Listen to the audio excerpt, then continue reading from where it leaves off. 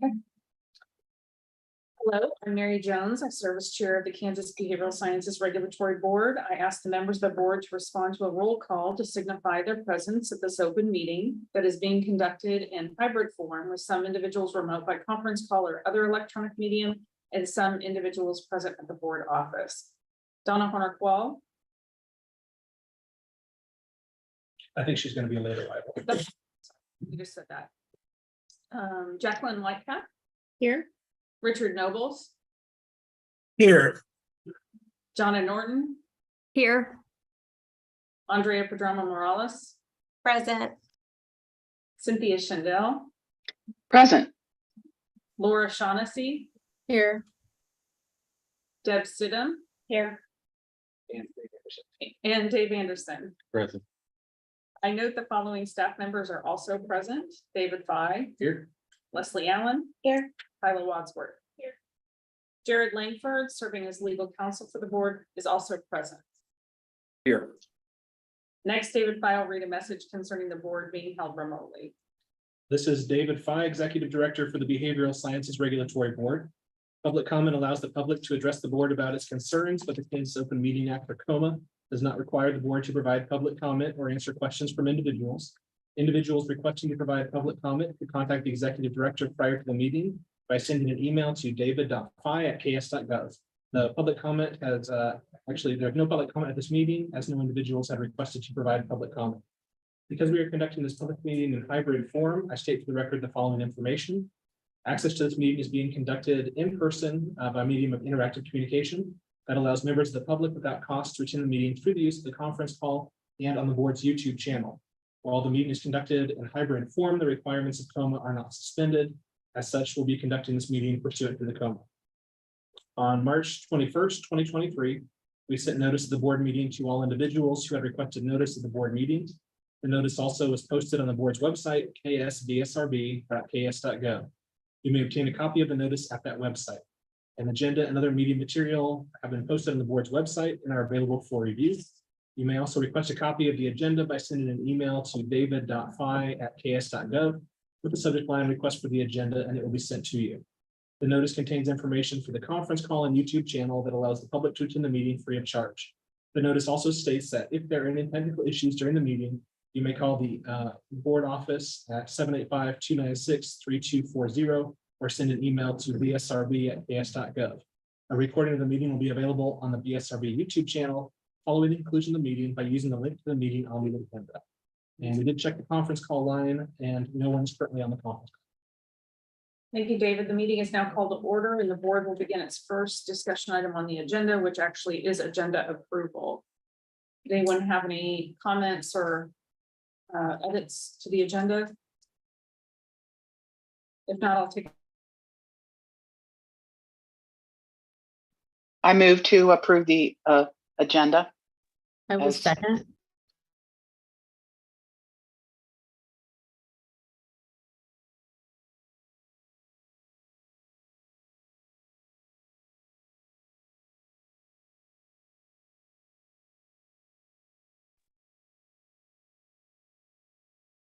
I think your audio is cutting in and out.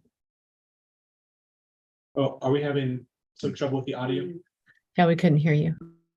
There's our internet connection. Okay, well, we are reviewing the minutes from the last meeting. Can you hear me okay? Okay. Okay, great. And Donna Honer-Quayle has now entered the meeting as well.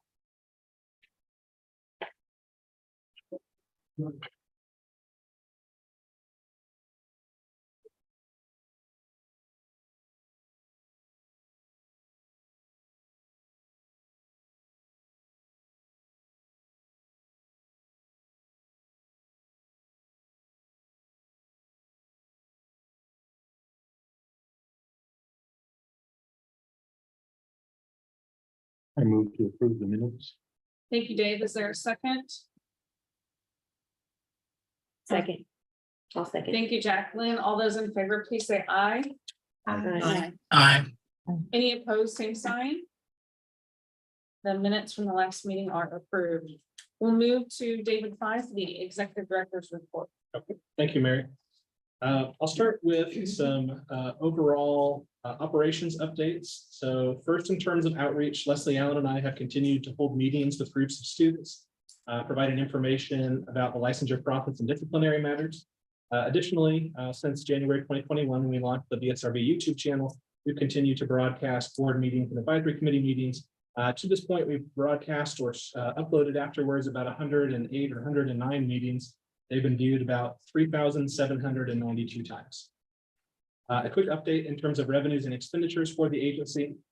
We have not received the revenue report for April yet, but at the end of March, the revenue for the agency after our 10% contribution to the state general fund by statute was about $634,000. Expenditures have totaled $715,000. So expenditures are higher than revenue, but that is by design based on some fee decreases that were put in place a few years back. The current balance in the fee fund is about $2,082,000. In terms of some other operations updates, in terms of IT, we are in the process of transitioning 5 staff members from existing desktop computers to desktop as a service. It's where we have laptops through vendors from the state, and those are essentially part of a leasing agreement so that we rotate those through. We started converting staff members to that about 2 years ago. We did 3, and then we replaced 2 more since then. And this will take care of the remaining staff members, except for one who's still under one that's under warranty. So we'll make sure we keep those current and do those on a rotating basis. So everyone has good up-to-date technology. Additionally, the agency is part of an IT audit that was through the Legislative Division of Post Audit. There's about 15 different agencies that they're working with right now. I think they may be going through all the agencies for the state, but we were in the first group this year. The results have not been released, but I'll keep you up to date as we have more information through that process. But I've had very good conversations with members of LPA, and also really appreciate the assistance by the Office of Information Technology Services. They helped us go through some of our internal processes and make sure that we had good things in place. And so really appreciate their assistance. And additionally, we have 2 new pieces of technology. I mentioned these at the past meeting. We have a new all camera for the board meeting. It helps us to do hybrid meetings a little easier than what we had done before. And also we had a projector that was becoming quite old and needed to be replaced. And so we were able to get grant funding for those 2 projects through some of the federal dollars related to the COVID-19 pandemic. We made a grant proposal for those 2 and we're awarded a little over $2,100 in total. So really appreciative of that funding, able to save us a little bit of money on that. And Office of Information Technology Services came by and installed both of those. So very happy to work with those different groups on that. In terms of some legislative updates, I wanted to first touch upon a proviso on the agency's budget. Over the course of this year, I mentioned at the very beginning of the session, every year the agency has to submit a budget request for expenditures in the current year, and then also at least one budget year, we have to submit a budget request. And this year, because we're a biennial agency, we did requests for the current year's budget and then the 2 additional years. As it worked through the House and Senate process separately, they both approved the amounts of funding or expenditures that the governor had recommended for all 3 years. However, on the House side, when it went through that process, they added language, which is called a proviso, which would basically prohibit the BSRB from requiring or enforcing a requirement to have training or education in the areas of diversity, equity, and inclusion, critical race theory, and some other similarly titled concepts. And this was added originally by the House Higher Education Budget Committee. It was discussed during House preparations and it stayed on the bill. When the House and Senate conference, they discussed if they should keep it on the agency's budget, and ultimately they decided they would. So it did become part of the final appropriations bill in House Bill 2184. So when that bill went to the governor's office, the governor has authority to do line item vetoes. And so the governor vetoed that language out of 2184.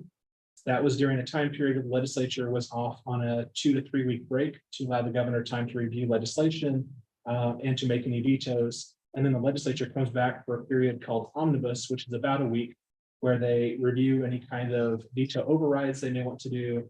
They get updated revenue information, updated information on human service caseload expenditures, and then they pass any last items for the session before they ended. And so when they came back for omnibus, which was about 2 weeks ago, they considered several of the governor's line item vetoes and attempted to override those vetoes.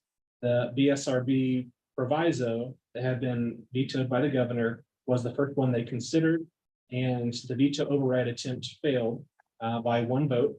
And so the language the governor vetoed has been removed from the agency's budget. So I wanted to kind of touch base on that item. The BSRB does not currently require, as part of the requirements for licensure or for continuing education requirements for renewing a license, we don't currently require continuing education in those areas. But there was discussion when we went through the budget process about items that were in the agency's bill request. And so I want to touch upon the budget first and just let you know about that proviso language and let you know that that was ultimately removed from the agency's budget. So it is not on the budget for fiscal year 24 and 25. I thought I might pause and see if there's any questions about that language, proviso language. Okay. I have a So- question. One question. Didn't our bill originally include language that would have required that for part of our 6 hours? It knocked us back to social workers. It knocked us back to 3 on diagnosis and treatment, and the other 3 was supposed to be diversity and equity. But that got taken out in that bill. Right, and I'll go ahead and talk about our bill separate from the budget, but you're right. A lot of the reasons that they discussed adding that as proviso to the budget was because of that item in the bill that was introduced for the legislature. And so as part of that bill request, there was language that would have added a new 3-hour requirement in cultural diversity training. And that was part of the bill. So it's not something that we have as a requirement now. It was an item in the bill. But even though the budget committee didn't consider the bill, they wanted to add that language with the effect, I believe, would be if that would have passed in the bill, the proviso language on the budget would have kept the agency from enforcing that.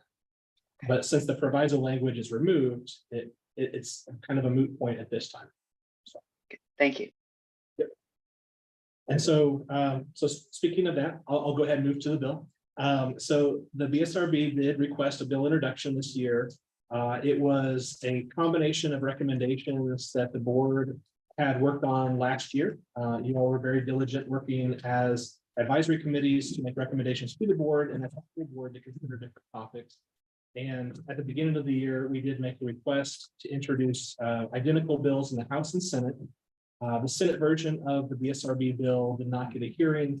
So the version that actually moved through the process was the House version, and that was House Bill 2340. And this is a quick summary of that process. It was referred to the House Health and Human Services Committee. They did schedule a hearing on the bill. I spoke as a proponent on the bill, and several others spoke as proponents. I believe that there was one individual who was neutral and maybe one who was a negative, but the vast majority of individuals supported the legislation, but maybe had requests for changes to some of the items in the bill.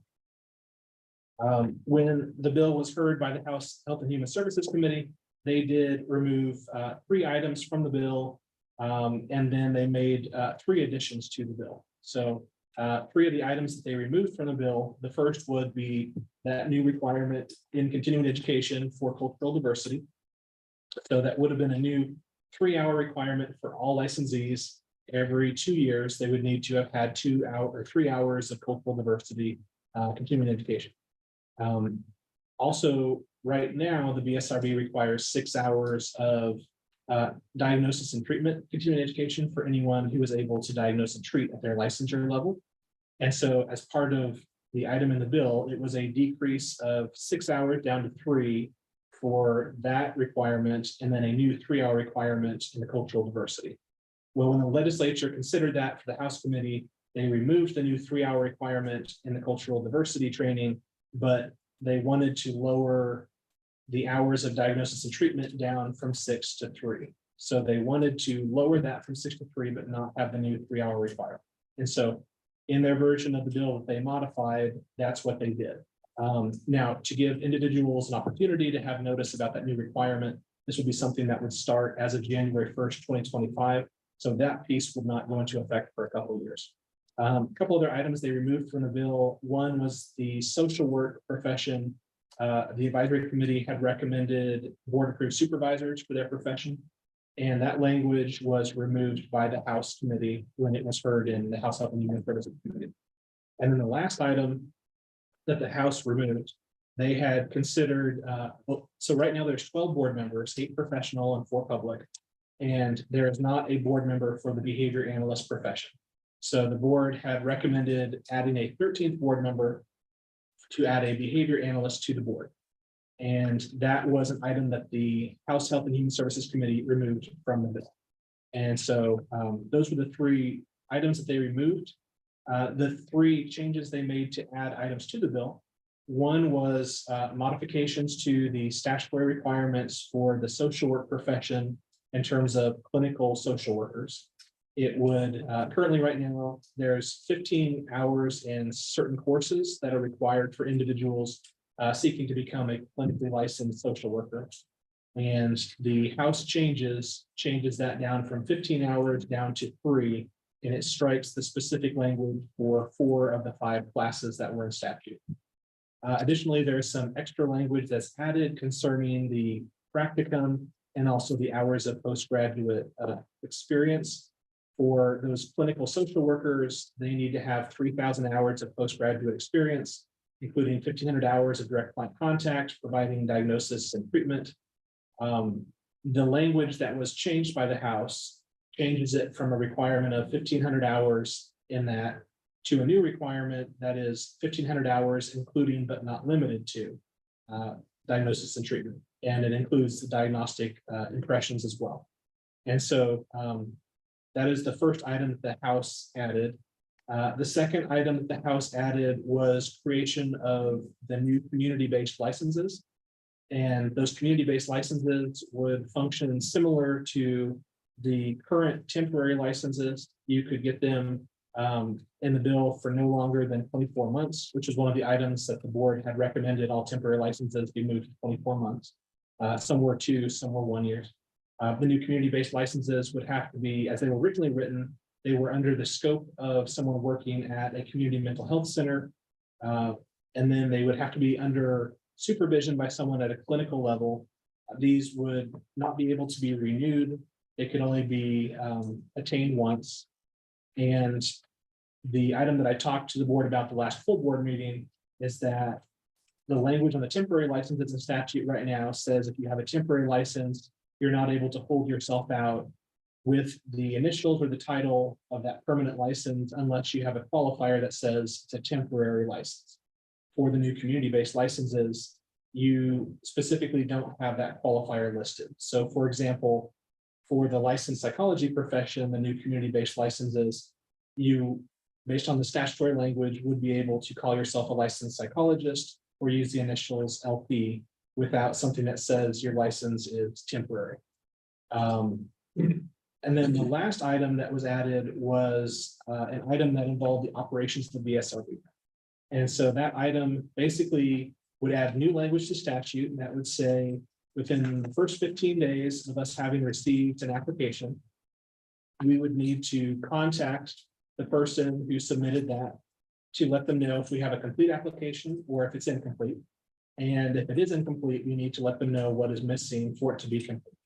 And then once we have a complete application, there's a new requirement to issue a decision within 30 days. And then separately from that, it would call for the board to develop a new expedited license process by which someone could pay a separate fee. And then if they paid that fee and requested their license be expedited, we would have to decision within 15 days. And so those 3 items were added by the House committee. It did pass the House floor. It went to the Senate Public Health and Welfare Committee. That's about the time that we last met as a board back in March. And so I relayed the information. I listened to your thoughts and concerns on those items. I went ahead and reached out to the individuals that I believe were supportive of those modifications and changes. We had discussions. I thought those were really productive conversations. When it was referred to the Senate Public Health and Welfare Committee, I went ahead and reached out to every member of the committee.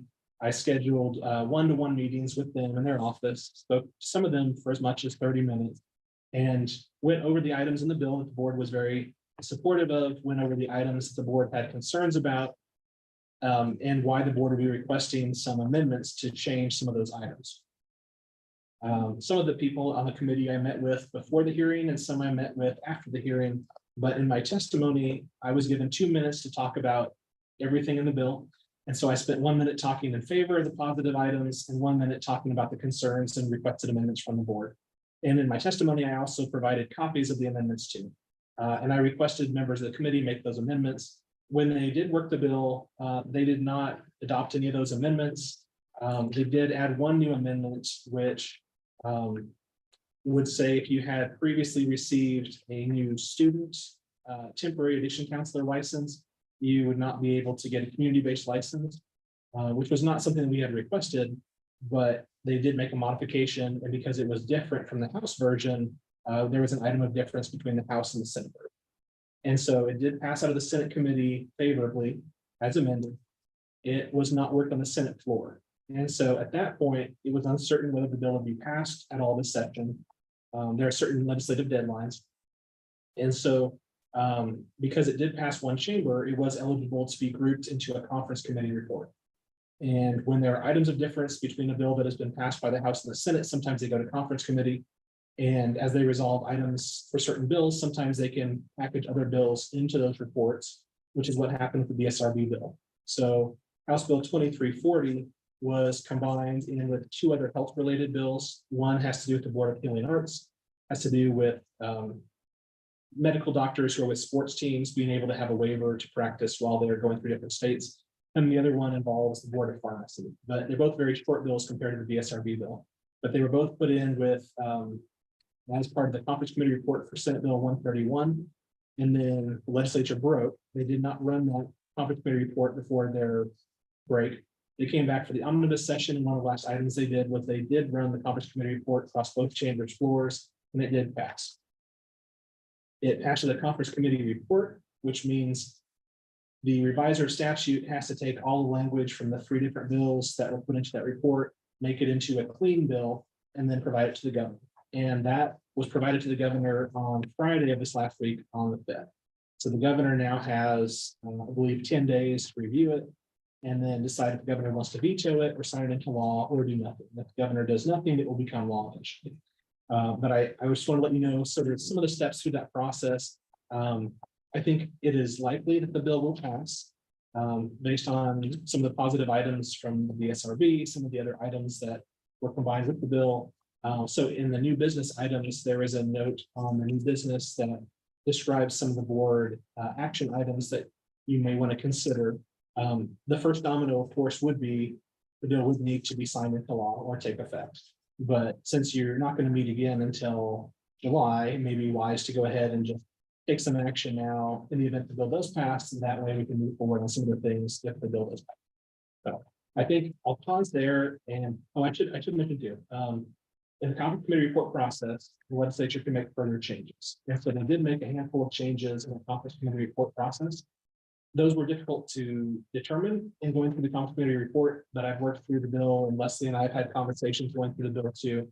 Some of the items that were added, we did have questions about the new community-based licenses, if those would be something that someone could get after they had a temporary license or in place. And so the new language clarifies that you can get a temporary license or a community-based license, but you're really not supposed to get both. So it's an alternative just for those individuals who have those extra qualifications. Additionally, it was originally for the licensed psychology profession, bachelor's and master's of social work,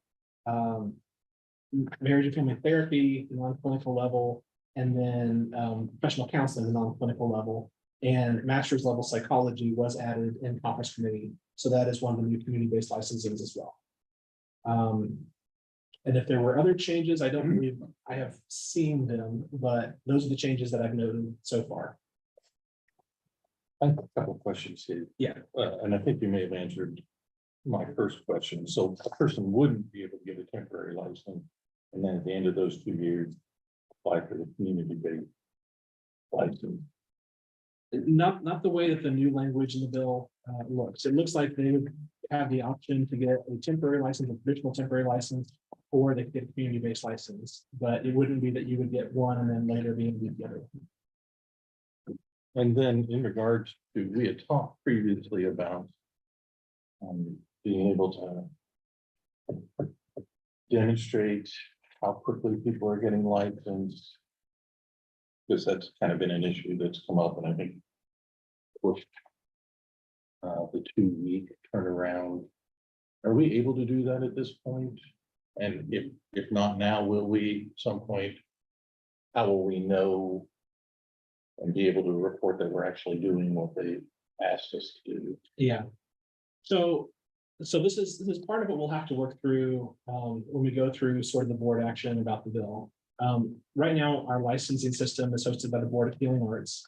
And some of the reports that they can run don't give us as detailed information as when we have a complete application. Now, for a smaller group of licensees, like let's say for the reciprocity applications under the military bill, for those specifically, we are asked to provide a report that shows what's the amount of time from when we receive the application, when we have a complete application, and how long from when we have a complete application to when we issue the license. And on those, since it's a smaller number, I believe last year we licensed 1,500 individuals, and we had about 200 that fell under that military reciprocity.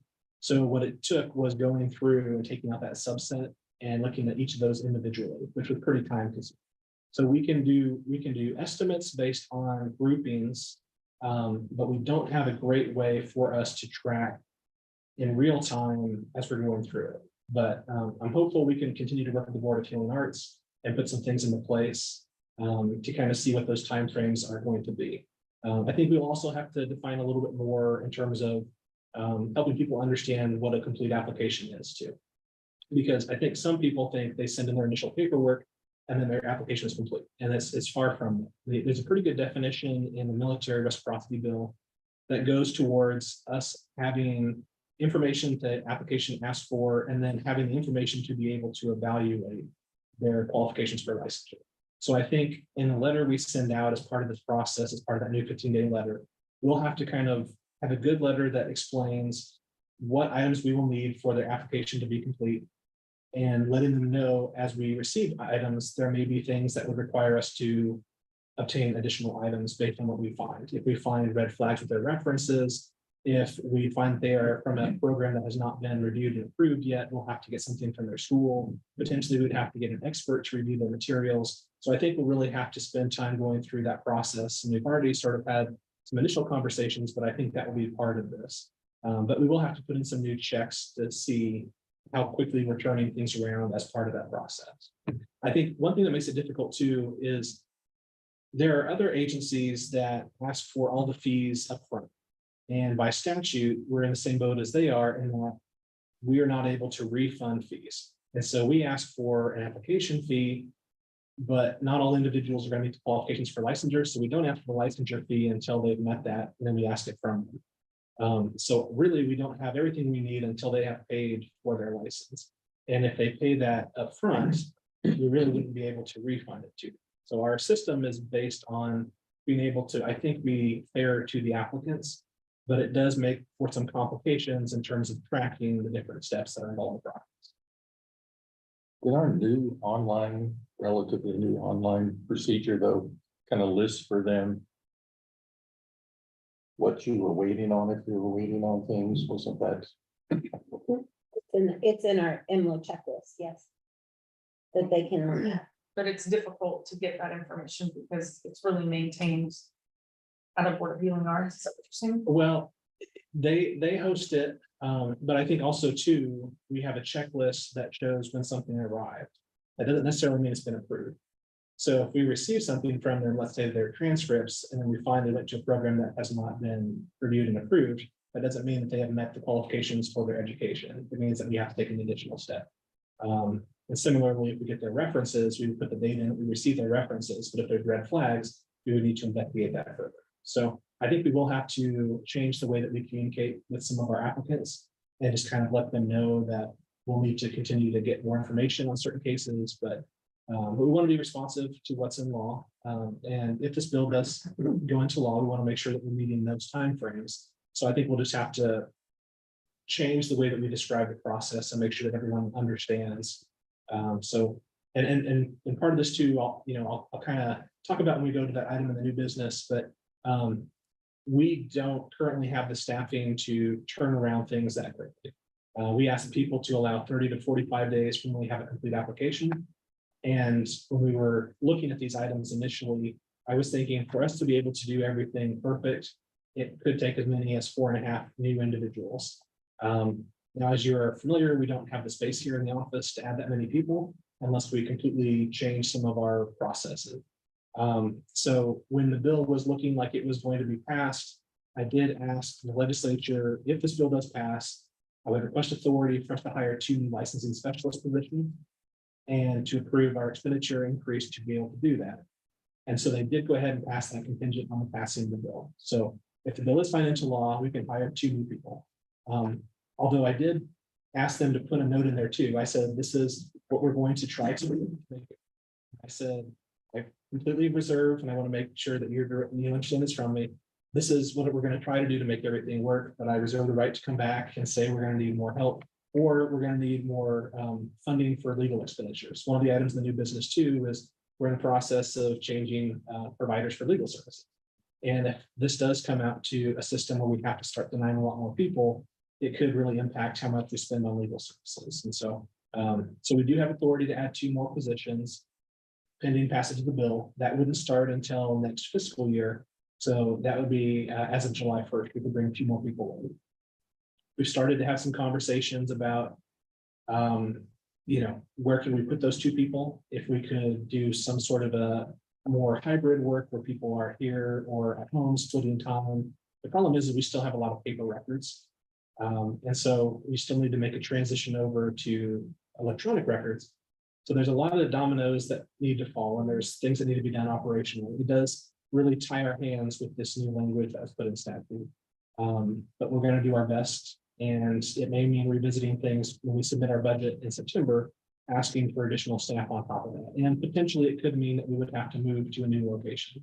I mean, I don't want to move. I know that I would cause delays too with changing things, but right now it's just a lot of challenges.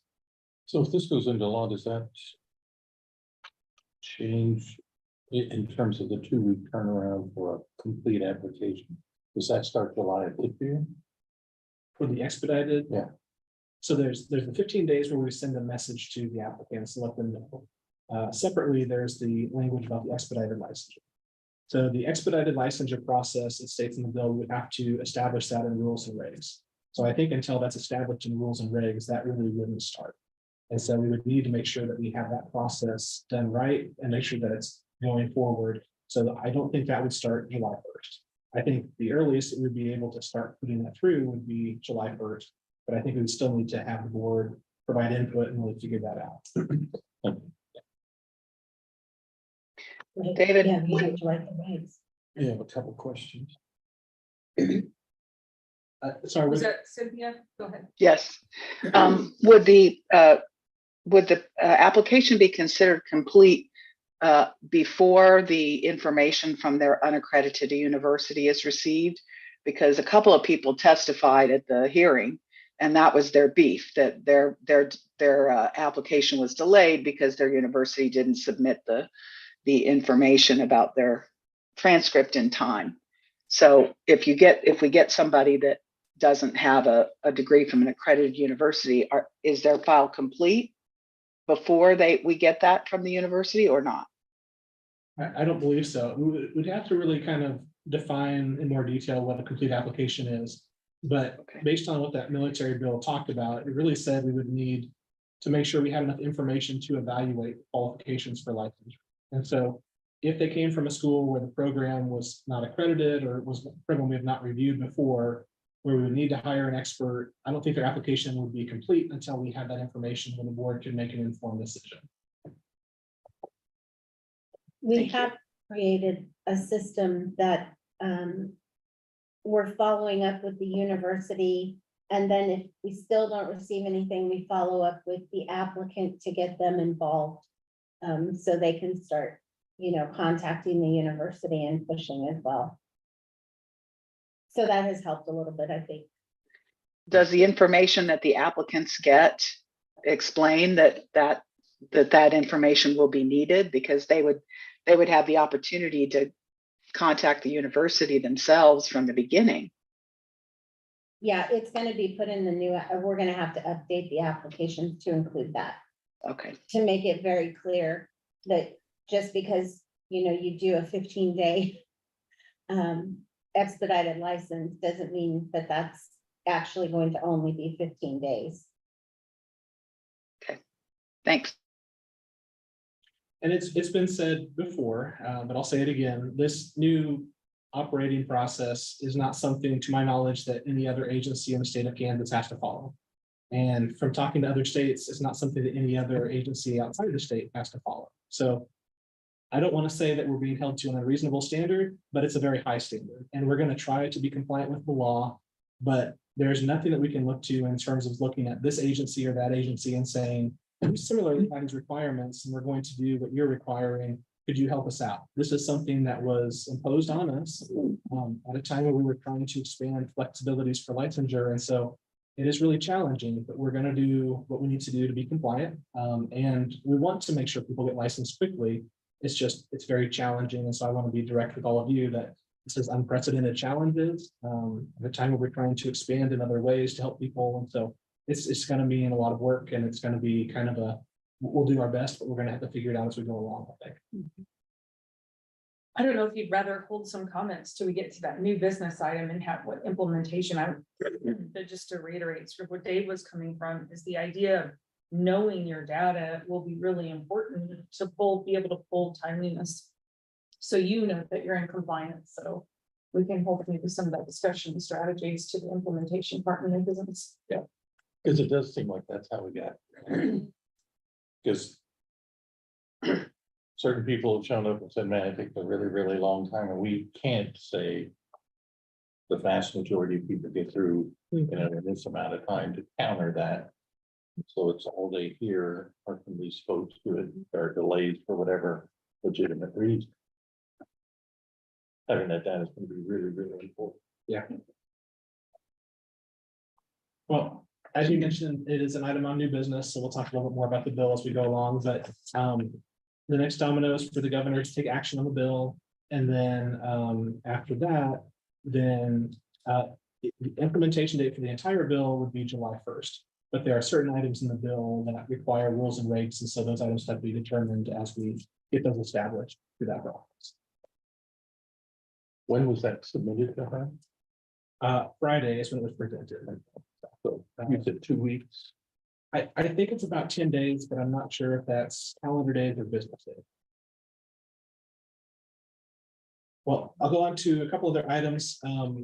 So I did want to mention a couple other bills that were relevant that did pass this session too. House Bill 2288 was the multi-state compact for the clinical level of professional counseling. And that is a bill that did pass the House and Senate by a wide margin, and it was signed into law by the governor already. The implementation date is July 1st, but Kansas is now officially part of the compact. We can start appointing a commissioner for the compact. The infrastructure for that compact has not been built yet. So we can't start issuing privileges of practice under that. That's something the commission will have to keep working on. But once they are able to do that, we'll be able to do that too. And there was a very nice ceremonial bill signing. We were able to attend that with the president of the Kansas Counseling Association. I'll go ahead and share a picture from the ceremonial signing. This was the bill signing ceremony that took place, I believe, just last week. But nice day, very, very good cooperation on this bill. This was a compact that was originally brought to the Professional Counseling and Advisory Committee. They had a presentation with individuals who were part of the compact, who made the compact. And then an individual came to the board, requested the board support the bill, and gave the time for the board to research the legislation and then consider supporting it, and then came back to the next board meeting and the board decided to support the compact. And so I testified as a proponent, and ultimately the bill was signed. And so we'll move forward on that. But that was a very nice opportunity to meet everyone and celebrate that bill. Additionally, there is a bill, it is Senate Bill 66, and that is a bill that originally was focused on wanting agencies to have both a paper and electronic way to verify a license. It was talked about for military members needing to be able to verify their license more quickly. The bill was changed several times through the process. Ultimately, we have a system that allows us to have automatic verification through our website. What the final bill wants to put into place and will put into place will be a one-stop shop, basically, where someone could go to one website and be able to look up anyone with a license in the state of Kansas to see if they are currently licensed. And so implementing that is going to be a little tricky, and we're going to work with the Office of Information Technology Services. What needs to happen, but the idea would be that they would pull from the different portals for all the different agencies. And so they could just go to one place and be able to look up any license. It wouldn't interfere with our license portal. We'd still have that, but we'll have to figure out the way that they need us to integrate that with them. So just want to let you know right now, it's a little unclear what will be needed to do, but since we already have a good license portal in place, I don't think it'll be as much as some other agencies who didn't have a real-time way of verifying license or an electronic method of verifying license. They're going to need to do some upgrades or come to a new system. I think for us, the system we have in place will work for them. We just need to integrate it with whatever we need to see. And then in terms of some other updates, I did attend two conferences recently. One is the mid-year meeting for the Association of Social Work Boards, or ASWB. That was from April 19th to 23rd. And just some highlights from that conference. There has been a number of discussions about licensing examination for certain levels of social work. And some of the individuals who are part of this conversation include ASWB, who provides that test and oversees that test, but also the National Association of Social Work Boards, NASW. And I thought it was really, really good. NASW had a couple different individuals who attended that conference, and there was, I thought, good, productive conversation between the two bodies in terms of the concerns, in terms of some of the ways that the SWB is responding to the concerns and adjusting some of their test methodology. And so I thought that was good, and I continue to monitor that to see what changes are going to happen. They've already started rolling out some of the changes to the test. They're having a new psychometrician who's overseeing a lot of the data from the test. They are in the process of moving from 4 multiple choice test questions down to 3. And there's some other flexibilities they're planning to implement for the test. And they're continuing to, they said they will release new data later this year. So they'll make that an annual data release. So it wasn't just a one-time thing. But I thought that was really helpful. I did learn there was one state, Utah, that did remove the requirement for a bachelor's and master's level test. They said that that was very heated discussions in committees. They said there were a number of students that opposed the removal of the requirement because they were concerned that they wouldn't be able to get licensed in other states because if their jurisdiction no longer requires the test, and those other jurisdictions do, would they be limited to only practicing in Utah? They did go ahead and pass that, but it sounded like in Utah, they only recently started requiring the test for bachelor's and master's. So I think their system is a little bit different than what I'm familiar with. So I'm going to do some more research into that to understand that more fully. They did talk about some other states. I believe Maryland was one of them where they brought a bill forward to remove it. And there was a great deal of opposition to it, including, if I remember correctly, that state's chapter at NASW as well, that was opposed to removing it. And so those were defeated in other states. So to my knowledge, the one state where those changes did happen was Utah. There may have been others that I haven't heard from yet, but at the conference, they did talk about Utah and their experience. The social work compact language did get finalized, and that happened at the end of February. There's about 8 states that introduced the bill, but it's too late in the session. I don't think those will pass this year, but I think it would be beneficial to have someone come and talk about the changes they made in the final version of that draft. They're a little confusing in terms of what's required of states versus what's required from individuals in terms of practicing under the compact and being a member state in the compact. So I think it may be helpful to bring Council for State Governments to come and talk about that, maybe first for the advisory committee and then later for the And I also attended the association meeting for the state and provincial psychology boards. I got some updates from SIPAC at that meeting. SIPAC is now, that's the compact for licensed psychologists to be able to do a limited number of days of in-state practice or to do telehealth in other compact states. It's now in 37 states, although 35 are effective. The other 2 will come on board next year, I believe. At the ASPPB meeting, I did hear thanks from multiple states that thanked me for the work of my staff. They said they were very appreciative that when they contacted Kansas with a question or a matter, we got back to them really quickly and that we answered our phone when they called. They said a lot of states, they can never reach a person. And so they really thanked us for the public service. So I know sometimes, we only work in Kansas or we only work in another state, but it's nice to hear those from respective purposes. And I echo, I think we have a great staff here, but it's nice to hear about it from other states. In terms of master's level psychology, there are a number of items that are being worked on. One is to establish accrediting standards for master's level programs as far as a national accrediting body for master's level programs. Currently, only 17 states license master's level psychologists.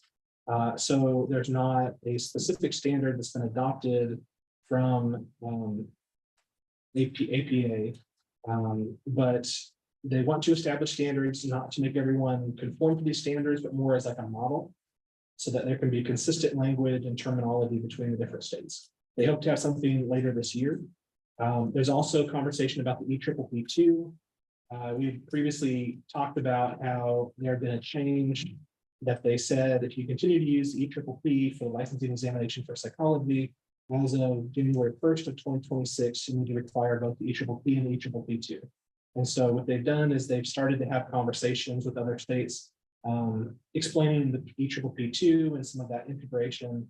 So they said they'd be happy if somebody wants to have a presentation, they'd be happy to come and talk about that.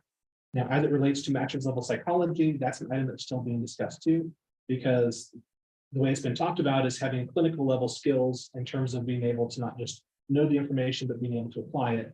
But if there's master's level psychologists that are not licensed at the clinical level, would there be a different task for the ECCC2, or how would that factor in? And so that's still to be determined. And so there's some task force working on resolving some of those issues.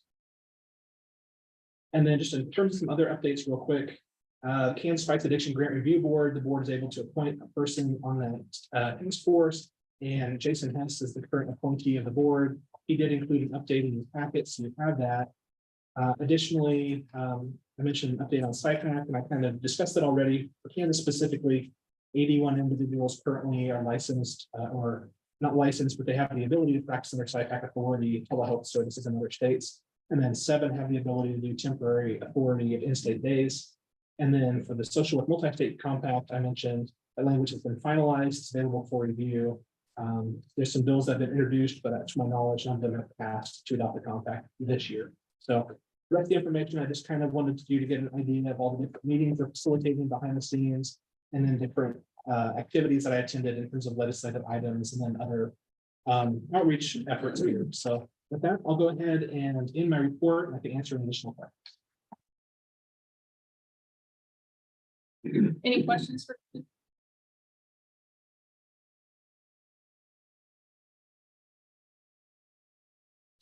Hearing none. Okay, thank you so much for that comprehensive update. There's certainly a lot going on in this session that you've been a part of.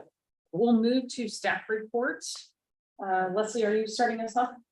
No, the licensing numbers are in here showing from 2015 to May 23. I don't know if you want to say anything specific about the board. Just that we're continuing to see growth in the number of licensing totals. It's not true for every category, but overall, we do continue to see that total rise. But I think that's all we have for that item. Okay, that's all our staff reports there. Mhm. Okay, Cindy, complaint review committee report. Cindy, you're currently muted. You have the information in your packet. At the end of April 2023, we had 161 complaints. At this point, last year in fiscal 2022, we had received 167 complaints. I believe this puts us on track to be consistent with last fiscal year when we had 205 complaints. If you look at the spreadsheet of the cases reviewed by the Complaint Review Committee, there were 7 cases that were tabled in April. This was done to a large number of cases, some of them which were complex over the last 4 months. And so there will be a special meeting of the Complaint Review Committee in May.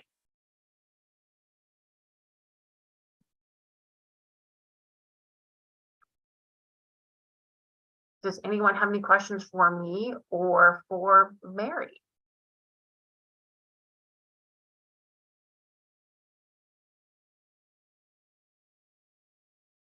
I think we're giving everyone just a minute to review the information in front of us, but if there are questions or comments, we'd be happy to handle those.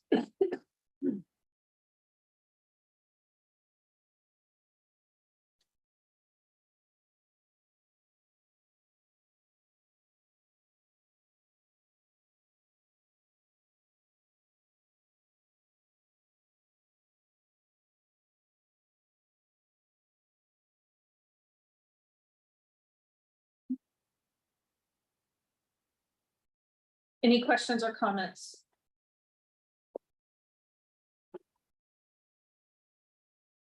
Okay, thank you very much, Cindy. I appreciate your report. We'll move on to the professions report, and we'll start with licensed psychology. And Mariana, Rick is Yeah, I was asking. gonna say, are you doing that? Sure, I'll just click on this. So licensed psychology did meet. They did talk briefly about some homework items they're gonna be working on this year.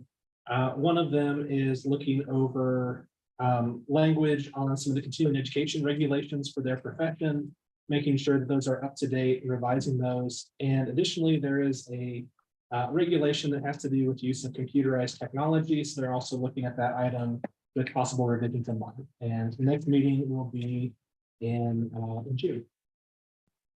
Thank you for that. Social work. Yes, the Social Work Advisory Committee met on April 24th. And we heard David's report about our bill and just had a lot of concern about the changes that were made for social work. There will be some further discussion about what, if anything, we can do to mitigate the effects of those changes. We also looked at our unprofessional conduct regulations and finalized a couple that we had been talking about. We are going to be drafting some language about the 24-month rule that adds that if a relationship with a former client occurs, even after 24 months, that it will be the responsibility of the practitioner to demonstrate that that client was not being exploited, coerced, or manipulated. And so that language we'll revisit at our next meeting. And we also adopted some unprofessional conduct standards regarding social media. We ran out of time to talk about revising the training plan rules for when people change in the middle of their training plan, and also continuing education regulations. So we will pick those up at our next meeting in June. Thank you for that, Cynthia. Professional counseling. Thank you. The advisory committee met on April 17th. The first thing we discussed was the enjoyment of knowing that our counseling compact bill had passed, so that we spent some time on that. We discussed some other bills. We are looking at, and we'll discuss, challenges with community-based licenses and how they equivocate to LPCs. We looked at the reciprocity statute that has to do with LCPCs reciprocating in without having to take the LMHC license, test. Let's see. And then we talked about some changes to clinical training statutes and so forth. And that's an ongoing discussion. And we will meet again in June. Thank you. Thank you, Laura. Thank you. Welcome, Jim, to the meeting. Next report is master's level psychology. We met, excuse me, on April 12th. Continued a discussion about psychometricians and decided that we would make no recommendations to change regs or statutes in regard to that issue. Talked about whether or not we thought that we should recognize APA accredited applicants from LP programs as satisfying accreditation standards for LMLP applicants, but had a few questions that we want to get resolved before we make that recommendation. We are going to be adding one new member to our advisory committee, and so Dave's going to reach out to some folks who had previously applied. Is that right? And new licensees or all licensees. Okay. And we did, we spent quite a bit of time discussing the changes to clinical training plans. Had some specific recommendations on those. Also talked about other regulations that group wants to take a look at in future meetings, and we will meet next in June. Okay, thank you. For the Marriage and Family Therapy Advisory Group, we met in April. Much of the discussion was on the legislative items, and I think helping David Phi was helping that group understand the impact of some of the changes should they occur. There was a lot of concern and comment regarding the cultural diversity or DEI training that was supported by our group in large ways, and then also just trying to understand the difference to the social work regulations or statutes and how that would impact the profession overall. So there was a lot of time spent on that. We did step into some question on training plans and started that discussion, as well as some continuing education discussion that we'll have to pick up at our next meeting in June. We are moving forward with adding a couple of advisory committee members. That's the intent, so that we can stagger our membership accordingly. So we'll be working on that, and Dave's already sent out requests for applications to come in. So by the next meeting in June, we'll have those ready, hopefully, to review. Addiction counseling? Yes, so our committee did not meet since our last board meeting, but we are meeting on June 2nd, and I'm sure we will have a lot to discuss. And behavior analysts. Behavior analysts met on May 3rd. Large part of that meeting was talking about the bill and changes made to that. I thought Dave did a really good job of helping them understand a lot of questions from them were mostly around why the piece of appointing a behavior analyst to the full board had been removed. And I thought Dave did a good job of explaining that we submit a bill and then had very little control over what happened to it at that point. But obviously that was disappointing for that group. Finalized recommended changes to the unprofessional conduct regulations. Continued discussion on regs around terrifying prices. They will be adding 3 new members. They've got a number of folks who will be coming off this year, and then plan 2 more the following year, just back with some of those folks. Discussion on regs to reinstate licenses and possible reciprocity statute. They will meet again, but that has not been scheduled off yet. Okay, thank you for that. Next on our schedule is a 10-minute break. So it is, I'm sure that's, it's 11:03, so we should be back at 11:13.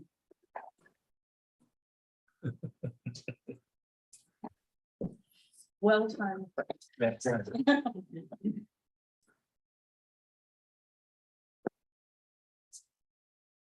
The restrooms are out in the hall, right?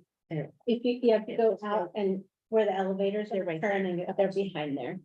Or they're straight down the hall, but the ones behind the elevator are nice. They're bigger, yeah. I feel like you're. That's, yeah. That might, it's not bad.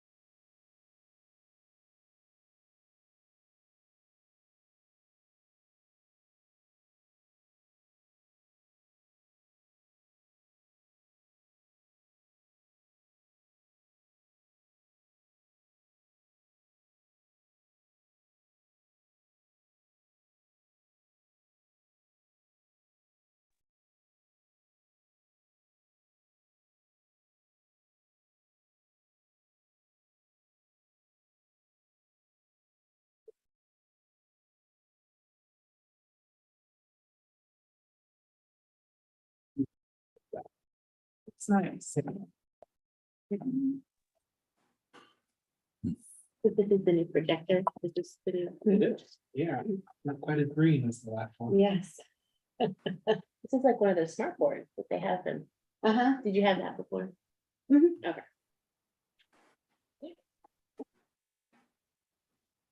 Okay, welcome back, everyone. We will officially reconvene the meeting after break. We'll start with the next item, which is old business, proposed changes to unprofessional conduct regulations by advisory committees. And those are in your packets. Dave, do you want to Sure, talk so about those? we've been talking about revising the unprofessional conduct regulations last year and this year. And it's been a pretty heavy lift. There's 7 different sets because there's a different set for each of the professions. And it appeared that when these were put in place, at times there was some effort to have consistency between some of the professions. But I think it's challenging because I think for the different professions, sometimes there's a desire to have something that's in line with the association. So something that have to be in line with the professional ethics of a profession. But it also is helpful to be in line, all things equal, with some of the professions in the BSRB. So each of the advisory committee has had lots of meetings to discuss potential changes and to review them. There's been a lot of really good conversation. And so what I've done here is each of the advisory committees has at least tentative changes to the unprofessional conduct regulations. What I've done is I've taken those regulations and we've marked them up so that it shows what the potential changes would show. This doesn't mean you can't make additional changes, but I thought at this stage, it might be helpful to just kind of bring them to the board so that each of the advisory committees could look at what the other professions have done. And then you could kind of compare the changes for your profession to what some of the other professions are considering. The ultimate goal is by the end of this year to be able to submit final changes to the board for each of the professions, so that way we can submit those through the process and have them updated. But I think based on the different conversations and different committees, I thought it'd be helpful for you to get some perspective from the other professions. So each of the advisory committees will get a set of these 2 when we go through and have the meetings in June.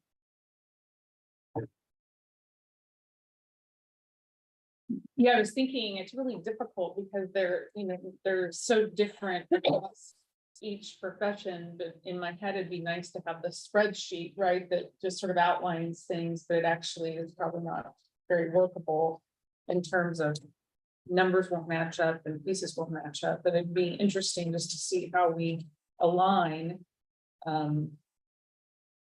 on some of the regulations. I know Cynthia mentioned the sexual contact one in the MFT world, advisory world.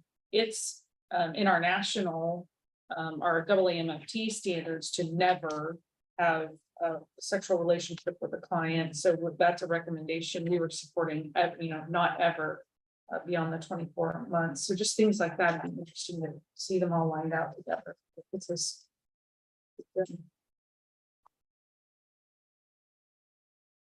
Any other questions or comments?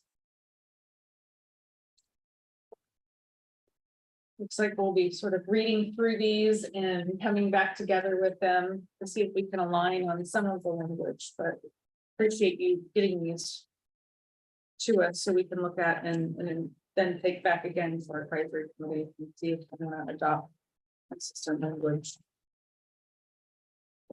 Any other questions, comments? We'll move to the next item, which is discussion of changes necessary to be reported for clinical training plans. And so this is an item, just to remind you, when we met the last board meeting, we talked about the section of the regulations that talks about approval of clinical training plans and talks about the language that says if you make a modification, all changes have to be reported to the BSRB. And if you fail to make a report within 45 days of making a change, the hours you accrue after that time until you do make the report won't count. And so each of the advisory committees that has clinical level practitioners and have a regulation on that point was asked to review that. And most of them, it was sort of an item for them to take care of for the June meeting. So there's not a lot to discuss at this meeting, but I wanted to go ahead and keep it on old business to be revisited at the next full board meeting. Hopefully there'll be a chance for there to be some good conversations in June and then bring back some possible recommendations on either the types of changes that would be put in the regulation to add more clarity. What needs to be reported, because we want to make sure everybody's on the same page in terms of situation where someone would need to make a report.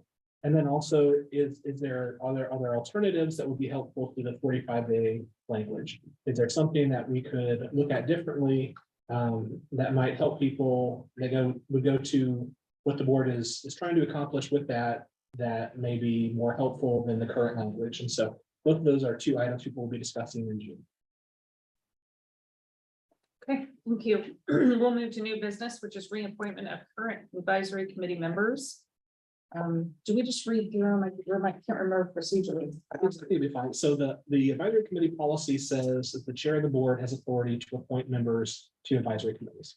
And each of the advisory committee members serves a 2-year term. So everyone who was coming up on the end of their 2-year term, I reached out to them to see if they requested to be reappointed. And so the list of individuals who requested to be reappointed that you have agreed to reappoint are here. And so it's your authority. So you can just go ahead and read them down the list and just say, I appoint the following members to another term on the Addiction Counseling Advisory. Great. I appoint the following members to the Addiction Counseling Advisory Committee: Lisa Carter, Shane Hudson, Chad Jacobs, Michael James, Charity Hobson. I appoint the following members to the Behavior Analyst Advisory Committee: Allison Bell, Emily Kessler, Christine Marie Steele, and Alice Dang. And I appoint the following to the Masters Level Psychology Advisory Committee: Rebecca Jabara, Lauren Lucht, Harry Wool. I appoint the following members to the Professional Counseling Advisory Committee: Harriet Faulkner, Michelle Fairbank, Bob Kircher, Andrew Secor, Edil Torres Rivera. I appoint the following members to the Licensed Psychology Advisory Committee: Abby Callis, Jessica Hamilton, Tiffany Johnson, Doug Wright. And I appoint the following members to the Social Work Advisory Committee: Sarah Behrens, Mary Gill, Catherine Reck, and Aaron Schonecker. The next item was the appointment of new advisory committee members. I appoint to the Licensed Psychology Advisory Committee: Mark Goodman, Matthew Golker, Edward Hunter, Sarah Kirk, and Jay Middleton. Okay. Next, we'll move on to the appointment of the Kansas Compact Commissioner for the Professional Counselor Multi-State Compact. This is per the enactment of House Bill 2288. I do understand, Laura Shaughnessy, that you are interested in fulfilling that role from the board. Yes, that is correct. Are there any comments from board members about that? I like the idea. Me too. And I'm not a board member, but I'm very supportive of this and very happy with Laura volunteering. I wear a number of different hats and happy to assist her any way that I can in that role. Then I would move to appoint Laura Shaughnessy to the Kansas Compact as a Kansas Compact Commissioner for the Professional Counselor Multi-State Compact. I would second. I think this one doesn't actually take a motion, so thank you. Thank you, though. Lots of support, Laura. Thank you. Thank you so We're much. glad to have you in that role. Thank you so much. I'll do my best, and I'm so glad that David Fye has one less job to do. I think he is too at this point. We do need to make an appointment of board member to replace Rick Steele on the LCP hearing panel. Want to give any comments before? Sure, and this came down to just a conflict because of a sort of an unrelated item that has to do with the family issue. But the board had previously decided to do 5-member hearing panels for licensed hearings, and he was one of the members. He informed me that he had an issue that came up, so he wouldn't be able to serve on that. That is tomorrow, Tuesday, May 9th from 9 to noon. I've talked with our legal counsel to see what's required of the hearing panels. The language says that you only need to have 1 board member serve in that role. So I think it was the preference of the board to have 5 members. If you wanted to have 4, you could have 4. The board's preference, the time that they moved to the 5-member hearing panel, was to have a board member for that profession, if one was on the board, and then also to have a public member. And so the public member and the one for that profession are still 2 of the 4. So you could appoint a 5th member to make that a 5 hearing panel, or you could have that be a 4-member hearing panel. I'm certainly comfortable with moving forward with the hearing panel scheduled for tomorrow, unless a board member would like to join that hearing panel tomorrow, scheduled from 9 to noon. And I have to say, I have a problem with tomorrow, so I won't be there. So that would give us a 3-member hearing panel. And with the, that wouldn't impact the profession represented, is that correct? Well, We need a public member. yeah, and Donna, I have you down as the public member for that one, so. So we would need a public member in order to hold that hearing tomorrow. We could go down to 3, but we have to have a public member and a board member representing the license. And that was, it's not a requirement in statute to have a public member, but it was the board's preference to have. This is the decision that we made at a previous meeting. So public members, What time is the panel? It is from 9 to noon tomorrow.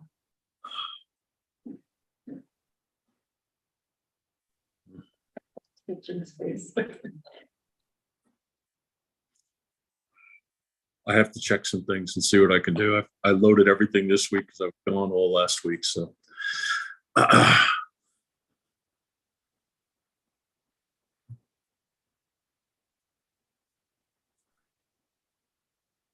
have a 10 and 11. I have no conflict that I don't think I can move either of those. okay, I am also not available. May I suggest we plan to proceed, and if Jim becomes available, then he is. Okay. You could make an appointment of Jim, and then if he's unavailable, then it would just be the 3 members who would be there. It would probably be similar to if you had a conflict last minute and you only proceed to use it. Right. so as long as that's agreeable to the board, it is different than what we had previously agreed on of having a public member, but I would be in support of Jim attending if available. And if not, we'll proceed with a 3-member hearing panel. Okay, David, will you send me the information? Yes, Thank you. And my apologies. Something just came up and that I can't get out of tomorrow. Certainly understand, things happen. The next item was appointment of board member to replace John and Norton and David Anderson on the LPC hearing panel. and this was a scheduling issue. This was a license hearing that was previously scheduled, and then a continuance was granted, so a new date had to be found. And trying to identify a new date for that. 3 of the members and legal counsel for both sides could do that date. But the 2 members who've previously been appointed, Jonna and David Anderson, were not available on the date, which was Tuesday, June 27th, from 1 to 4. So you would still have the member of the profession, and you would still have a public member as part of that hearing panel. So it just depends if the board wants to proceed with a 3-member hearing panel, or if you want to have anyone else appointed to that hearing panel. Is there any other board member who would like to attend that hearing panel on June 27th? Is that correct? 1 to 4? And that's There's what day of the week is that? That's a Tuesday. I can do it. So that would give us a 4-member hearing panel. Okay, without any other discussion, then I appoint Richard Nobles to that hearing panel, and we will move forward. Could you send me a calendar invite for that? Yes, I'll go ahead and send that information to you. Thank you. Thank you, Richard. Mhm. Next item is discussion on chair for the Behavior Analyst Advisory Committee for the next year, starting in July. Dave Anderson has indicated that he would like to have to step away from that role, and so we're looking to have another appointment. The way I believe that it's written is that a board member has to be chair of an advisory committee.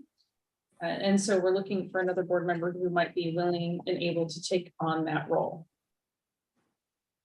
And one thing I will say in terms of this, so Rick Steele had informed me that he is intending to step off the board, so this will be his last meeting.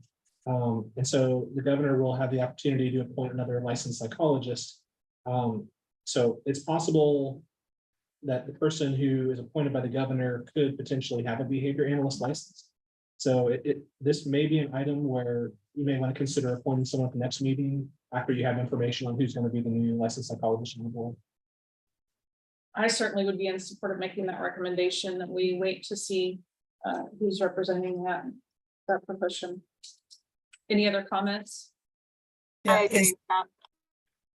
I agree as well. Is that statute or reg that it has to be a board member? Because it certainly seems it should be a behavior analyst that chairs that committee. It's part of the advisory committee policy. So the idea was that as these advisory committees, they function as subcommittees for the board, and the authority of the advisory committees are to report recommendations back to the board. So having a board member chair, that board member would be able to relay the recommendations to the board or explain those conversations. And so I think that was one of the reasons why there was a want to have the board member be or the chair to be a board member. That makes sense, but if we don't get a new appointee that is a behavior analyst, is there a way for us to go around that to have a behavior analyst chair it? I mean, it would have been solved if they would have kept if they would have allowed us to add a behavior analyst to the board, but they didn't. Yeah, so it really is up to the board. I mean, the advisory committee policy does say that it would be a board member. Now, it's kind of a unique situation without having a profession that doesn't have a current member on the board. And so I think you would have some flexibility in terms of which board member could serve in that position. Potentially you could even have a public member serve in that position as chair of the board. But I think that the main emphasis was to make sure you had someone who could be present at the board meetings to relay the information from the advisory committee back to the board.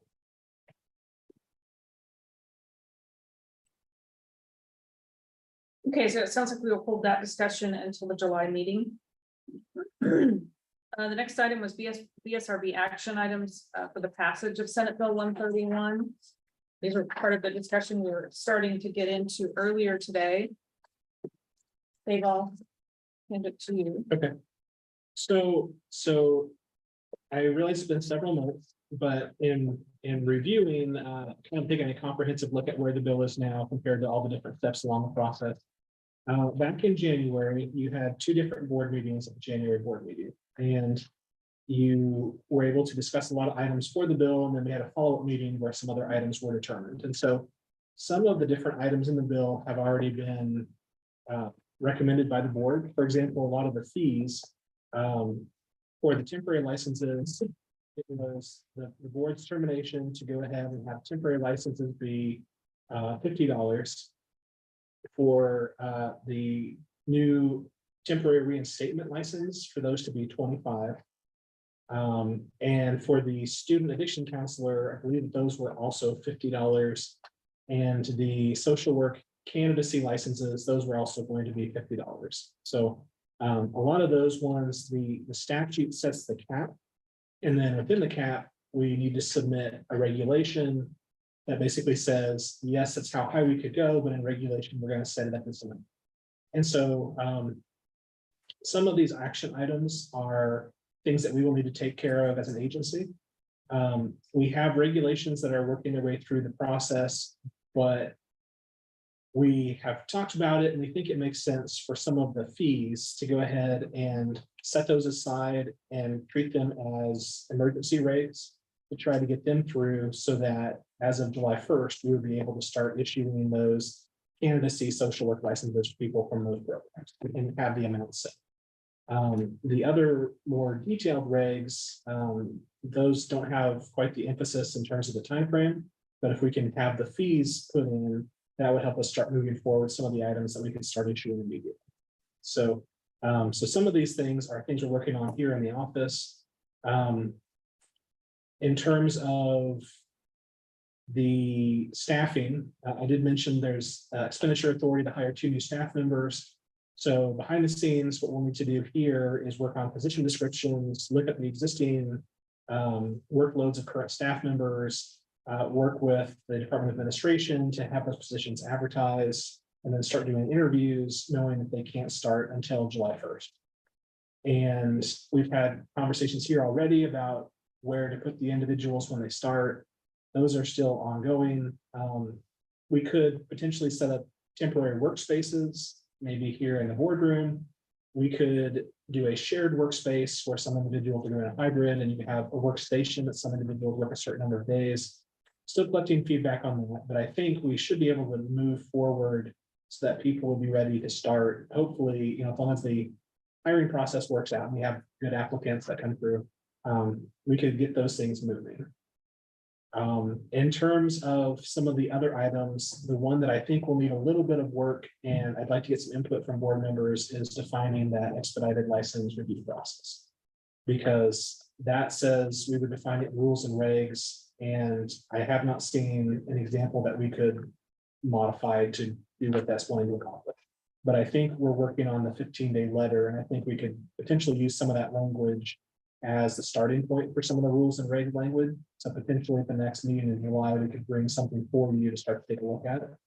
And then put that through the process to get that set in place. So, but Can I ask a question of you or Leslie on the expedited military, what you're doing now, how are you tracking that? It's out, just walk me through that. It's outside of the system then, or no, you have the data that you can pull that's necessary? yeah, when that bill passed, we talked to the Board of Healing Arts and we added a new thing we could flag for those applicants.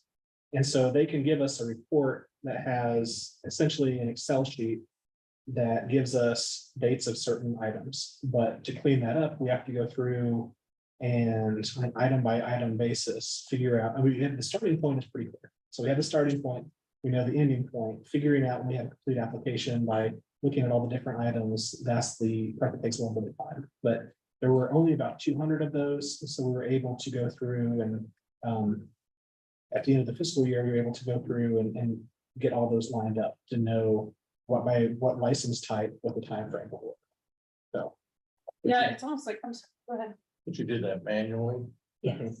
Through an Excel sheet, and that's why I think is where I'm thinking about this, and even just understanding the information that we want to present to people, but it's like there has to be a completed button that you. What I was just gonna say. Right, so before that, everything's really pending materials until this office marks it complete.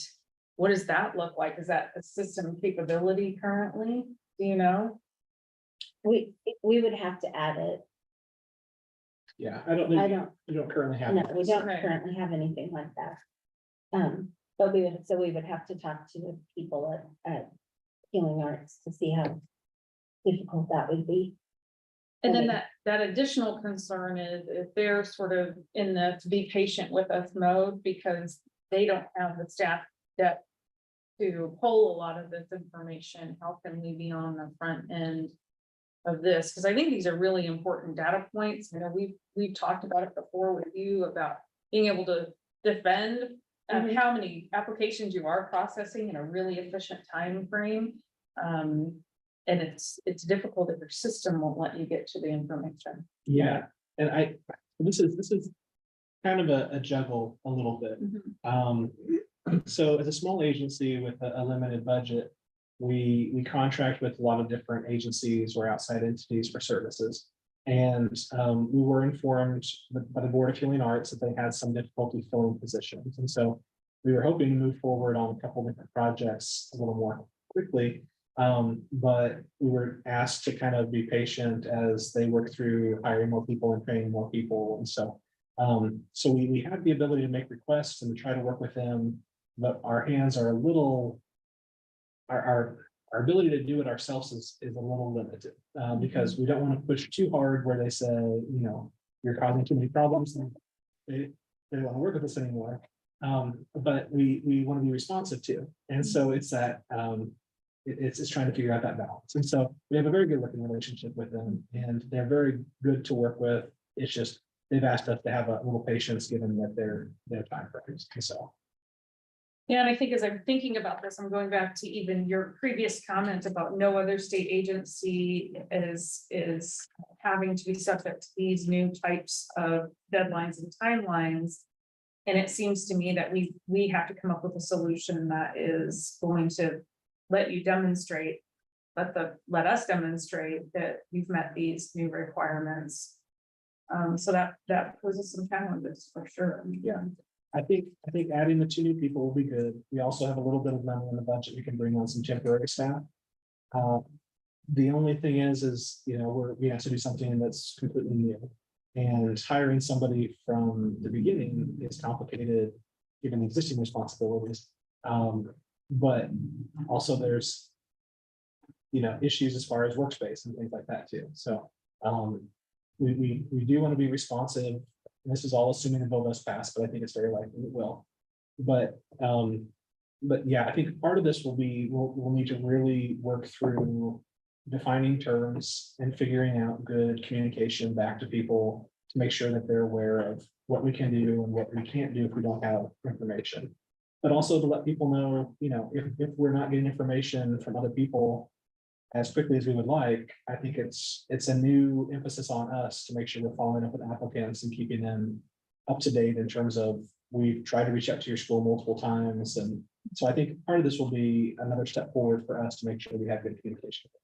So I'm totally supportive of that. I want us to make good decisions. I want that good customer service, but it will take figuring out what language to use and how to track the data like we were talking about. And I worked with, when they initially set up and for the checklist, and it was not easy for the people designing it. It was, you know, we want this, this, and this, and they have to go in for every single check, you know, profession. This is how it goes. This is what you need. But I think then if we go in and tell them we want these, you know, I would say a button for your, is not, your program wasn't professionally accredited. So you have to wait, something, you know, and adding an application complete button, I don't think it will be horrible for that part. I think that should be doable. I think it's, the system could handle it, I guess. I'm unfamiliar with how things are written completely, so this could be just way out of line.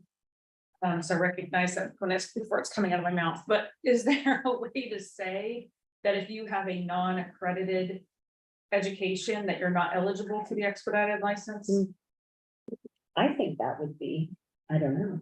I don't know in any circumstance where you're gonna get a non-accredited school in 15 days. No, I agree with Mary. Like that's a really good point, because if you're coming from an unaccredited university, and if we have to check the credentials of said university, like there is no feasible way to get that person through in 15 calendar days or less. Like that is, I think that's an unreasonable standard. And I'm wondering if there is any way around that, if there could be like a regulation or something stated around that, or if we if we are butting up against statute with regards to that too. I No, think if we go back to what we talked about earlier, the idea that the application simply isn't complete for the 15 days to start until they get the information from the unaccredited university. If they, Yeah. because I'm it looking at doesn't, this establishment for an expedited application process. And if we don't have appropriate mechanisms to track, I mean, that's in the future. We want these mechanisms because all of the board has indicated we want information on our process times. I don't know, something to think about.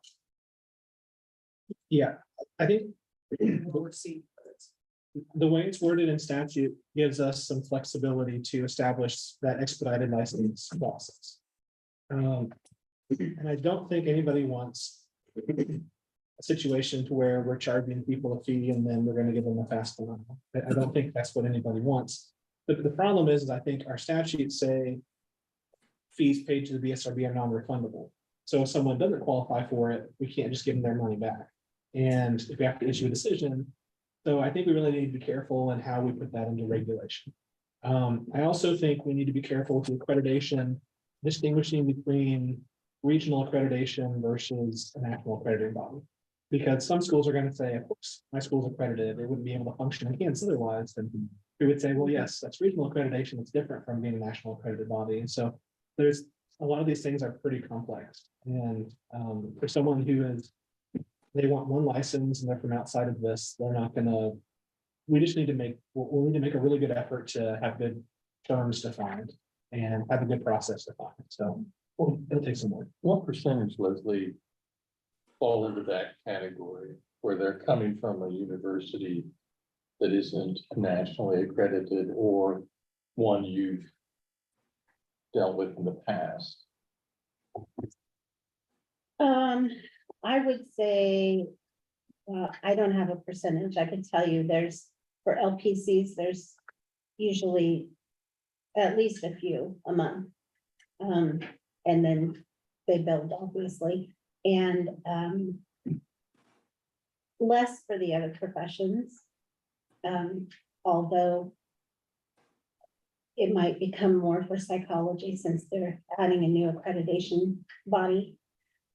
Well, and it seems like we get a fair number of professional counseling Yeah, applicants. they're the highest for sure. And addiction counseling too. I would say those professions, based on what we've hired experts to do the reviews of.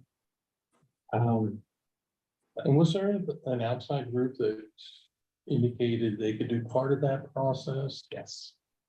And so we have contracted with them. I think the last board meeting, we kind of brought some items in the finalized contract. And so we have gone ahead and sent, I believe, 5 applicants over to them to review the materials. They're not used to reviewing our materials. And so we have a meeting set up later this week to talk with them a little bit through that process. But we have the authority to set less than $5,000 cap for that agreement. But if it's a productive agreement, then we can go ahead and perhaps issue an RFP for entities to do something similar, which would be allowing us to do it continuously. So that's something we've done as a method to try to make sure we don't have a backlog for individuals needing expert review. Because yeah, we've tried to get in-state experts to do it, and we have some, and we're very appreciative of that. But based on how many apply, we needed more, and so that agency we're working with too. Yeah, I think some of this just goes to, we're trying to allow flexibility for licensure, and flexibility is not always very fast. And there are some states that have much more rigid, professional counseling. You come from a KCREP accredited school, or you're not going to get a license here. And we allow other ways to get licensed. And so with that flexibility, it just allows more ways, but it also takes more time. But I think part of what all this conversation is going to is that having good communication to let people know why it's taking longer, I think will maybe resolve some of these issues. But in terms of items the board would need to weigh in on, the community-based licenses. So we talked about how those were in the bill, and those would last for no longer than 24 months. The changes that were made in the conference committee expanded it for individuals who were not only under the scope of a work of employment at a community-based mental health center, but also working at a federally qualified health center, an FQHC. Also individuals under the scope of employment at a PRTF, a psychiatric residential treatment facility, or other private treatment facilities as defined in KSA 59-29B46. So in terms of that, it appears that relates to certain types of drug and alcohol facilities. And so I think one thing that we will need to determine is what would be a good standard for people to demonstrate to us that they are working under the scope of employment at one of those facilities. What documentation or otherwise do they need to show they actually would meet the qualifications of people for that? And then also for the fee. And so determining what the amount of the fee would be is something else that the board would need to look at. So in statute, the fee for the expedited license, for the community-based license, for licensed psychologist, it's not more than $225. For master's level psychologist, it's not more than $100. And then for professional counseling, social work, and marriage and family therapy, it's not more than 175. And so it really just depends on what you would want to set that at under the cap. Those would be the highest amounts that could be set, but it could be set at a lower amount under the cap. What's the temporary? Is it that amount? The temporary were set at $50. They were a little bit over the place as well. And when we talked in January, we brought to the board a request to go ahead and sort of make those consistent, because some of the temporary fees were much higher, some of them were low. And we said, we recommend the board go ahead and it wouldn't make any of them higher, but it would take some of them lower so that they would all be $50. And now they're all 2 years. Correct. Yeah, some So of them it'd be the originally, same time frame too. right. Originally, some of them were 12 months and the bill makes them 24. And so the community-based license would also be for 24 months. I think the item of difference between the two, because it would be people who had not passed the licensure examination, it would be making sure we had documentation that they were working under the scope of employment of the different facilities. And those individuals also would have to be under the supervision of a licensed person at the independent level or the clinical level. But these individuals can still call themselves the licensed title, correct? That's correct. And what's the fee for a licensed psychologist again? Is it $225? The application fee is $225, the actual license is only $50. Okay. And that's because the application is higher, but they also license throughout the year and they all expire at the same time. Yep. Yes, I remember that now. My initial thoughts, I think were yours, where it serves as a temp license, and that's where my initial thinking was, although as I'm just sort of processing in here, I'm thinking there are more things we need to do to issue that license. And I'm also thinking, there really has to be a very explicit letter that comes with this license that cautions people that this license is only good in this setting, and once you move from that setting, you're no longer licensed. And it feels very important to me, at least, to have that very clearly spelled out to people. So then that makes me think maybe it should be a little bit more, because there's other things that the agency has to do. Yeah, and there's a comment I should make too. I've relayed a lot of information at several different meetings over the last couple months, and so I don't recall if I mentioned this in the last board meeting or not, but I know that there were some concerns because when individuals wanted to create these community-based licenses, they said one of the main reasons they wanted to do them was because they were having issues with reimbursements. And I think there was some concern expressed by board members at the last meeting about, would this be something that could be looked at as deceptive or potentially even fraudulent for somebody who has a temporary license, but who's using the title of a permanent license. And so if it's put into law, it's put into law. We will definitely do what the law says. But I've seen cases before when I worked for the legislature where people received certain Medicaid dollars, and then later the federal government came back and said, actually, you shouldn't have been able to claim those dollars, and we're going to claw that back, or we're going to recoup that. And I want to make sure that I'm doing my job to protect the board and the agency. I don't want us to be seen as trying to facilitate something that could be seen as potentially fraudulent. So I did reach out to representatives of KDHE and KDADS because ultimately we don't handle the reimbursements. Ultimately, we take care of the licensure piece, but in terms of reimbursements, that's outside of us. And so I want to make it very direct. And so I sat down, I had a meeting with both of those agencies, and I said, I want you to understand these other new license types that are in the bill, so that we can start to have those conversations so that when people get those licenses, they're able to get reimbursements. But I also want you to understand the complexity of the community-based license and some of the concerns of the board. And I just said, we don't have a role in the reimbursement, but I want you to understand this, and I want to be upfront that here's what it says, and here's why the board was concerned. And so I want to make sure, if I hadn't mentioned it in the board meeting, I want to make sure you guys all knew that I did go and talk to them to make sure that they were aware. And so how they choose to handle that is beyond our control as an agency, but we did have that conversation to make sure everybody's on the same page going into it. But I think to your point, having a letter, I think to make sure that everyone knows as much as we know will be helpful on these two. That this is not just a one-to-one replacement for the temporary license. There are certain things that are different based on the language and statute. Well, I think to Mary's point too, for the person who's applying to understand that if they leave that place of employment, that they're essentially, unless they went to one of these other covered entities, they're essentially then unlicensed.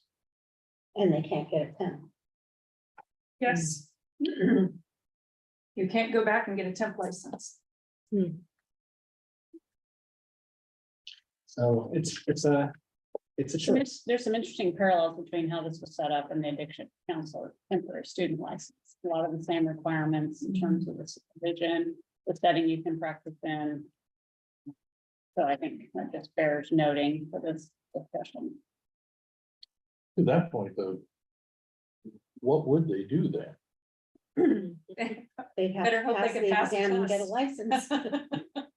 I mean, I think there's some educational components here. I mean, it's so complex to me. My head goes into CAQH land and all sorts of places, but how you validate license types and those kind of things. And would third-party insurers, but I mean, if you say you're an LMFT there and you provide a license, they're not going to question that. So from that standpoint, I imagine it's fine. But yeah, there's from the recipient standpoint to know that you can't just convert to a temp if something happens with the employment, you're stuck. Yeah. Mhm. Now, potentially you could go from one CMHC to another CMHC. Sure. Or you could go from a CMHC to an FQHC.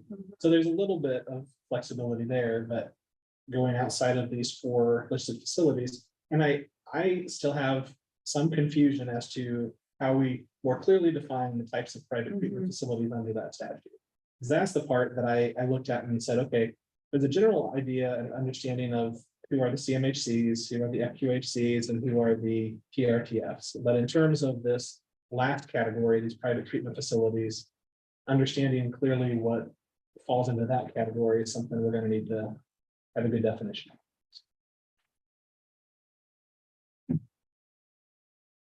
But in terms of the item from the board, I suppose is the fees. Yeah. Right.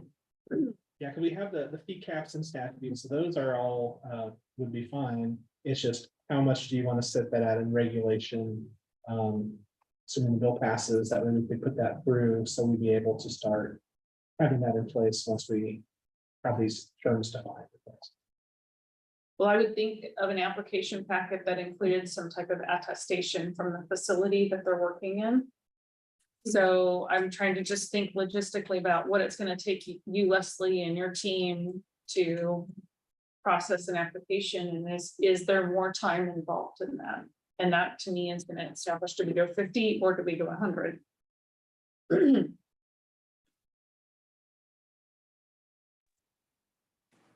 I guess, are we gonna have a separate application? Or are we going to have the same application, but if they are in one of those facilities, they're eligible for the. Well, it seemed to me you need a checkbox or something. Right. And then this form, if yes, Mhm. thing. Yeah, But they would have to say they're employed. Many of these groups don't employ people till they're licensed. I mean, that creates a real. You're not gonna get anything from the agency saying, Well, no, because they might hire a temp person waiting for them to get licensed, but you can't, they won't want Right. someone to get a temp license. Same thing with the student. It's the Uh-huh. same issues. Which I had envisioned we were gonna have a new application for.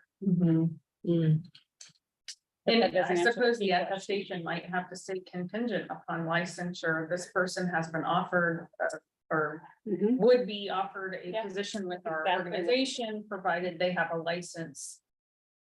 Of this, I mean, there's just some things that. right. I think a higher fee sounds reasonable. I agree.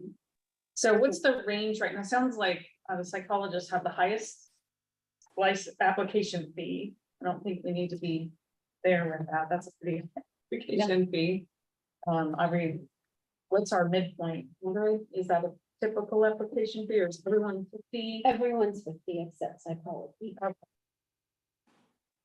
And what's the downside to making it 50? Just not acknowledging that it's gonna take more time.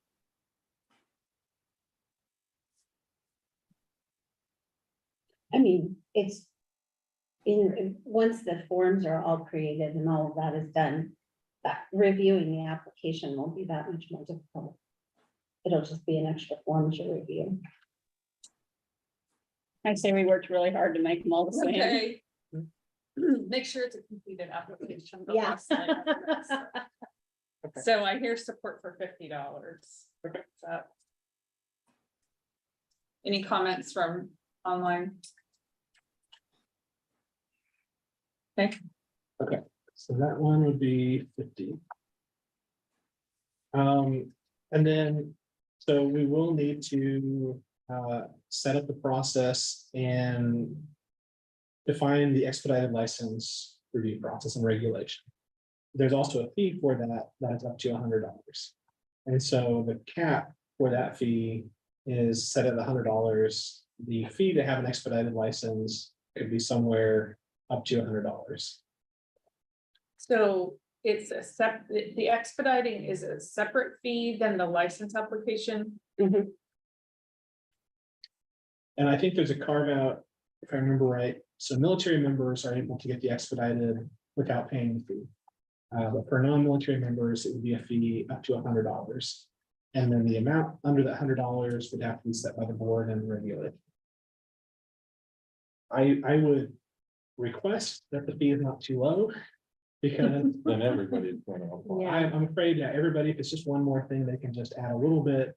I would really prefer, even if it's something that we revisit and we say, let's set it high, and then after we have figured out all of these logistics, we can come back and reevaluate.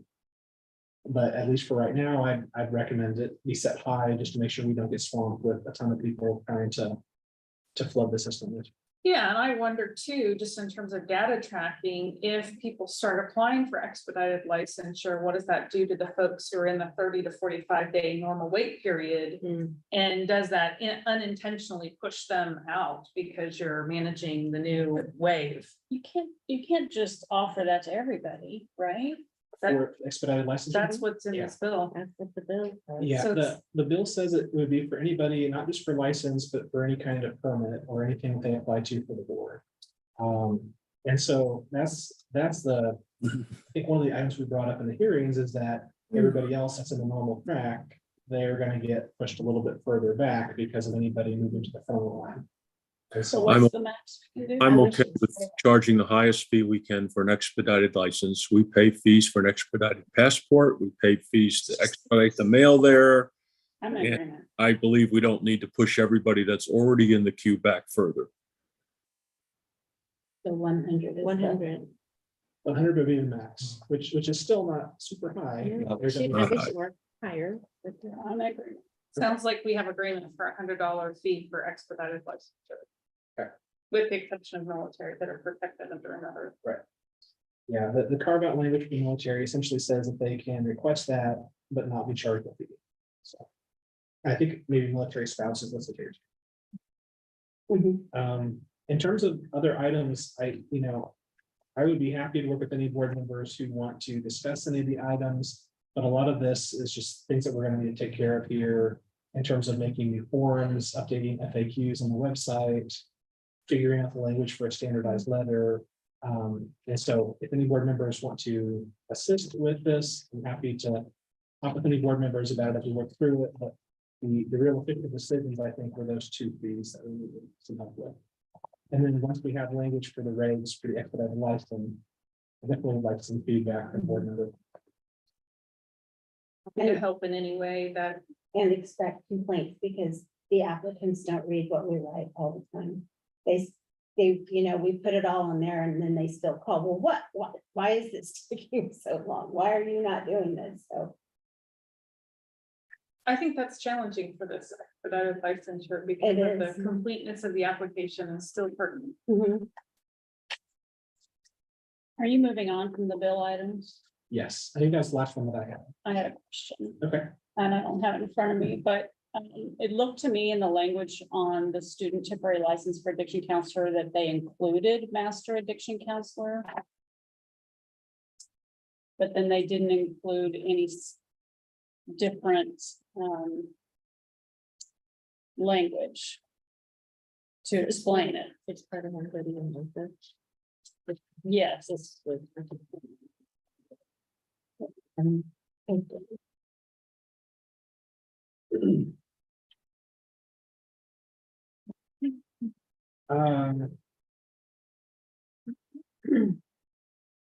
Yeah. Page 7. Yeah, I see it in section 23. Under item B, I have a copy of the bill itself. It's on page 30. Person who's waiting to take the examination for licensure is that's just a regular temporary. But you saw reference to a student temporary master's. Some of the language we did change to make it clear that there are references to master's temporary in certain spaces. So it really didn't change anything. It just kind of put emphasis that. Which part has the new student stuff? I think that would be section 23. It should be item G. Page. Page 30, I think. That one at section G starts the description of the student temporary addiction counselor.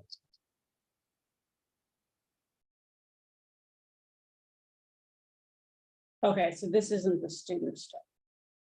Yeah, we added some references to master's level temporary licenses.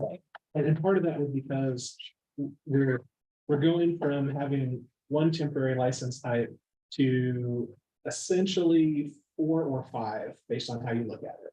Because there's the new social work canvassing temporary licenses, there's the student addiction counselor license, there's a 6-month reinstatement temporary license, and then there's the community based license.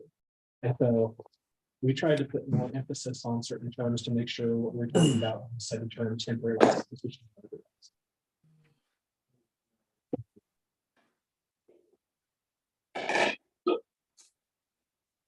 But we will continue to work through it, and we're going to bring back some questions if we have more questions. But we have a staff meeting earlier this week, or today's Monday, so last week.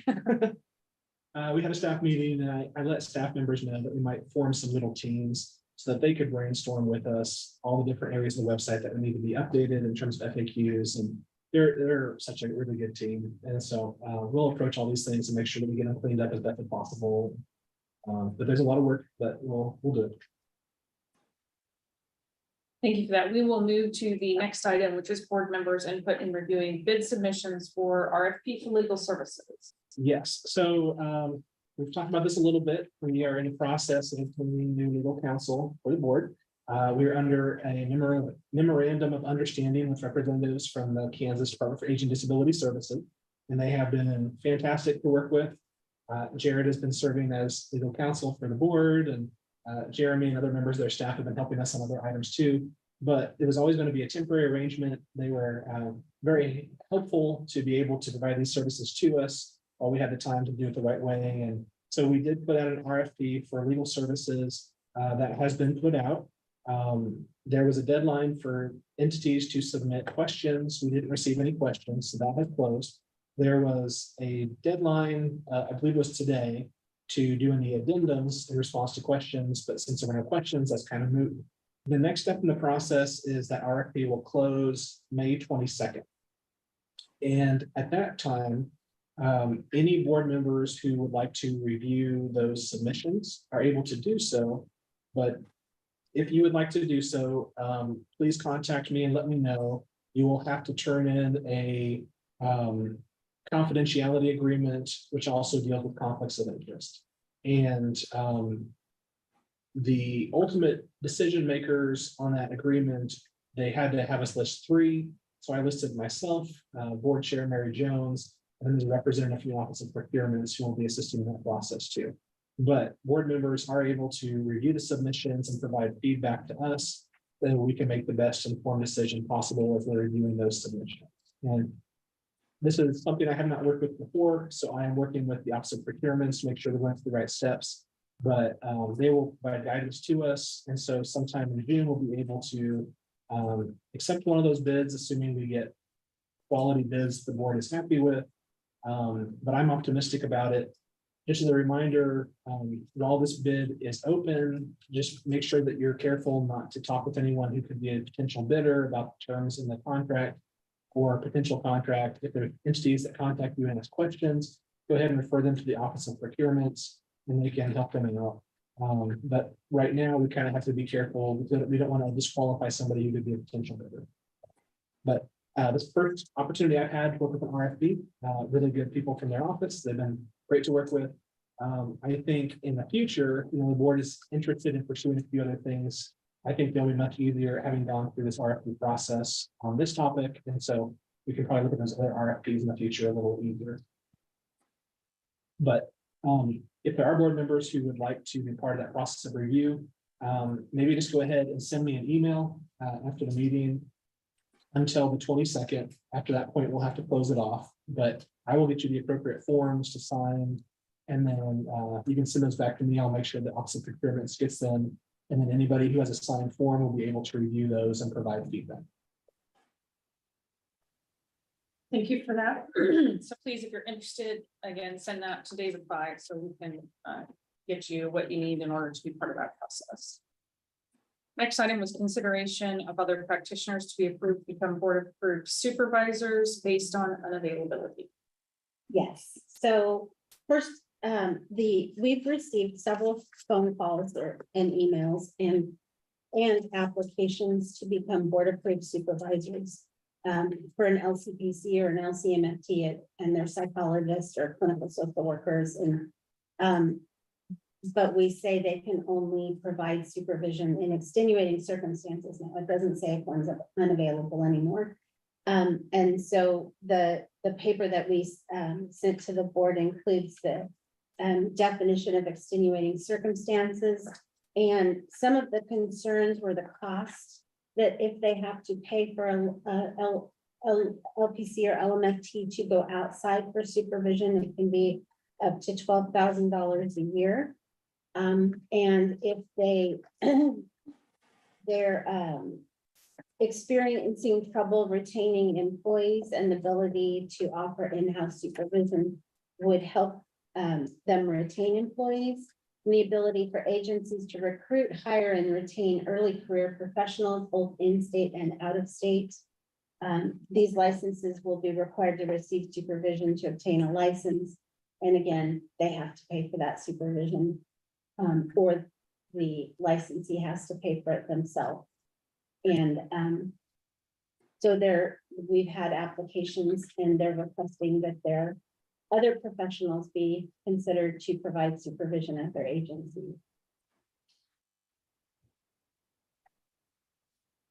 And you do have a handout in your packet that provides some highlights of what Leslie was just talking about. It's a one-page document. Top of it says clinical supervisor from a different profession for LPC or LMFT. And the only thing I'll add to this is that some of this does come down to extenuating circumstances and how we want to define extenuating circumstances of the firm. And I know in the past, there was sort of a look to see if someone was unavailable or not, but that was really replaced with extenuating circumstances. And I guess the question is, how broadly, we wanted to take it to the board because we wanted to sort of seek your guidance on how broadly you would like us to interpret extenuating circumstances for topics such as if something is extreme from a financial perspective. If that's something you would like us to look at as an extreme condition that might allow people more flexibility in this process. Ultimately, we would like to do what you would like to do on this topic. And whatever you decide, we're happy to make sure we keep that standard. But we thought this was kind of an interesting enough topic in a way that we had not looked at it before, that we want to get some feedback from all of you. So currently, it's basically your call, isn't that how it's written? It says the board, but a lot of times when it says the board, it's really delegated to the agency to make those kind of determinations. So what kind of burden would it be for the board to review those instead of trying to define it specifically? Well, I think where I hear this conversation going is, if you're at an agency or some organization that we'll use at MFT as an example, they don't have any board approved LCMFT supervisors, so they want a social worker to provide that. Is the extenuating circumstance, could be part of my employment and therefore not a cost additional to the organization or to the person. Is that an extenuating circumstance, even though maybe next door there is an appropriate board approved supervisor? I don't know. I think there's good discussion here. I also am mindful that I'm one of the two, right, the professions that have board approved Yes. designations, which has been fraught with all sorts of things. And as new professions have tried to get that passed, it's getting rejected pretty quickly. Mhm. But the idea behind it was certainly, we believe each profession is trained differently. That's part of why people go into certain professions. So I don't know, I think it's a difficult call to make, except that this would be the avenue to do that, is what's the extenuating circumstance. I just think it's contextually very difficult to make some of those. I think we would still have to have probably some discussion about parameters, but it reminds me of other things that we deliberate on, that there aren't hard and fast rules. You have to consider the whole thing in its entirety to render a good decision. I just worry about trying to go down any of those roads. And I agree with you, the board approved supervisor thing actually is a disincentive to use the board approved supervisors. So how creative are people gonna get, right? Well, now I will say the statute allows other professions to become board approved in LPC or LMFT. So they still have to, the other profession still has to take the training and become a board approved supervisor. Okay. Well, and that's been one of the struggles, getting the training.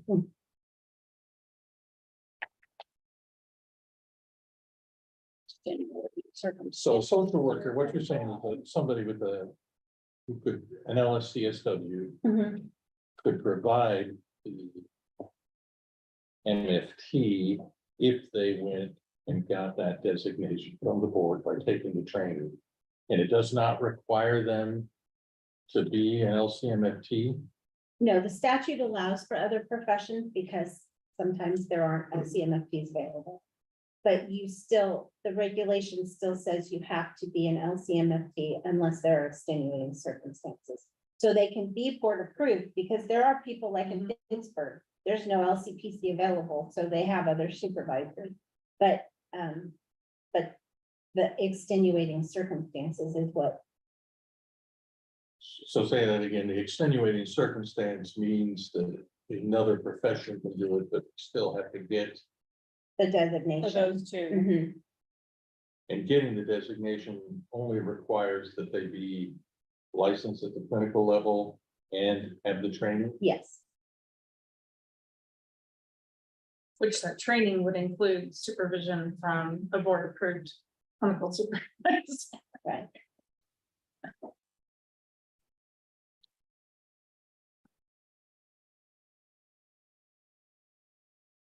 Well, I kind of agree with that because I think anytime you try to define extenuating circumstances, it becomes really broad, and you're kind of right back to where you started, or it becomes very narrow, and then it's not really that helpful. In the past, we would bring people who applied to be an alternate supervisor. We have brought to the board in the past.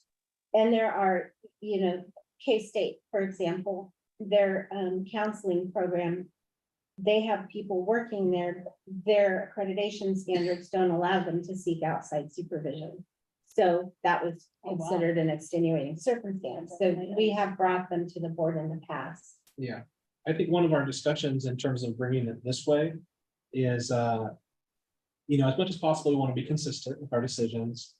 And we don't want there to be an appearance to where we're being overly kind or overly cruel based on who the specific person is. And so, one way to kind of make sure that we're consistent and also provide some separation between the person and the acts is kind of to bring up the topic while we remove certain personalized information.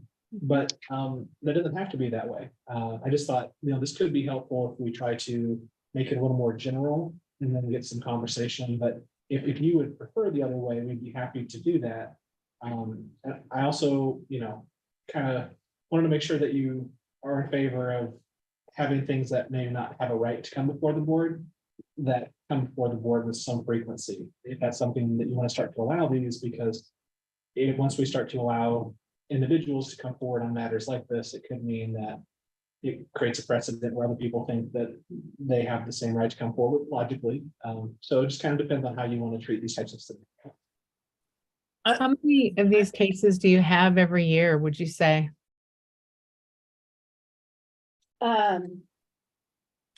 I can't really say because I don't review the training plans. Joan gets those. And she says, if you need to show us extenuating circumstances. In the past, it was not available. And so we'd say, if you can travel in 75 miles and find a supervisor, then that would be available. But that language has been removed and online supervision is a possibility as well. Not everybody wants online supervision. So, how tight do we hold the line? Thank you. I had a question similar to Laura. Do you have a sense of how many people come indicating that there's extenuating circumstances have to do with financial concerns? Well, we've had several in the last month or two. We've had probably 3 or 4.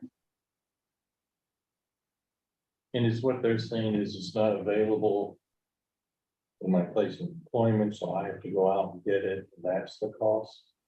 Yes, or it has also been the agency saying, we have this person who can provide supervision, but they're not an LCPC or an LCMFT. And this is inhibiting us from hiring LPCs or LMFTs because we would have to pay for the outside supervision. And so it comes from both places. So it's coming from the companies. It's coming from the companies or the entities too. Yes.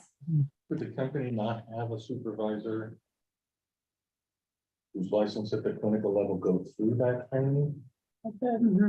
They do. But they don't, like the LCPCs that are part of the agency don't want to be supervisors. They want to, just practice. They don't. And so they have a psychologist who's willing to do it, but that they would have to be approved under extenuating circumstances because they're not LCPC. And sometimes the agencies will say, we will pay for the supervision for the person we want to hire, but we would prefer to pay our own employee who provides supervision instead of paying outside of the agency. One even said that the money that they would save providing outside supervision, they would give to the LPC. That money would go towards paying the LPC instead of paying for them to get supervision outside of their agency. Wow. I think those are gonna be really granular and specific conversations that the board will be undertaking. So is it, am I picking up that's a preference that you would like to start with? They have to, also, they can't be in CAPA. they have to come to the board in an open meeting because they Because are, it's not protected. it's not an application for license. It's a, Right, so our way of handling the personalized aspects of it was to bring it forward as kind of a broad concept instead. So you would be asking, you would be bringing forward extenuating circumstances, exceptions Mhm. to the board to Yes. consider. Mhm. I have a hard time with the idea that the cost of it is an extenuating circumstance. Okay. I don't think that was the intent with that provision. I mean, it's certainly a barrier for a lot of people getting supervision in it from anywhere, but saying that it would cost more to pay for somebody within their own profession that they're trying to get supervision in, and that's an extenuating circumstance that would warrant that switch, that seems like a stretch to me. I agree with that. If there's so few of them available. And so they're essentially can charge whatever they want. I mean, that was not the intent, to make this process difficult for people. right.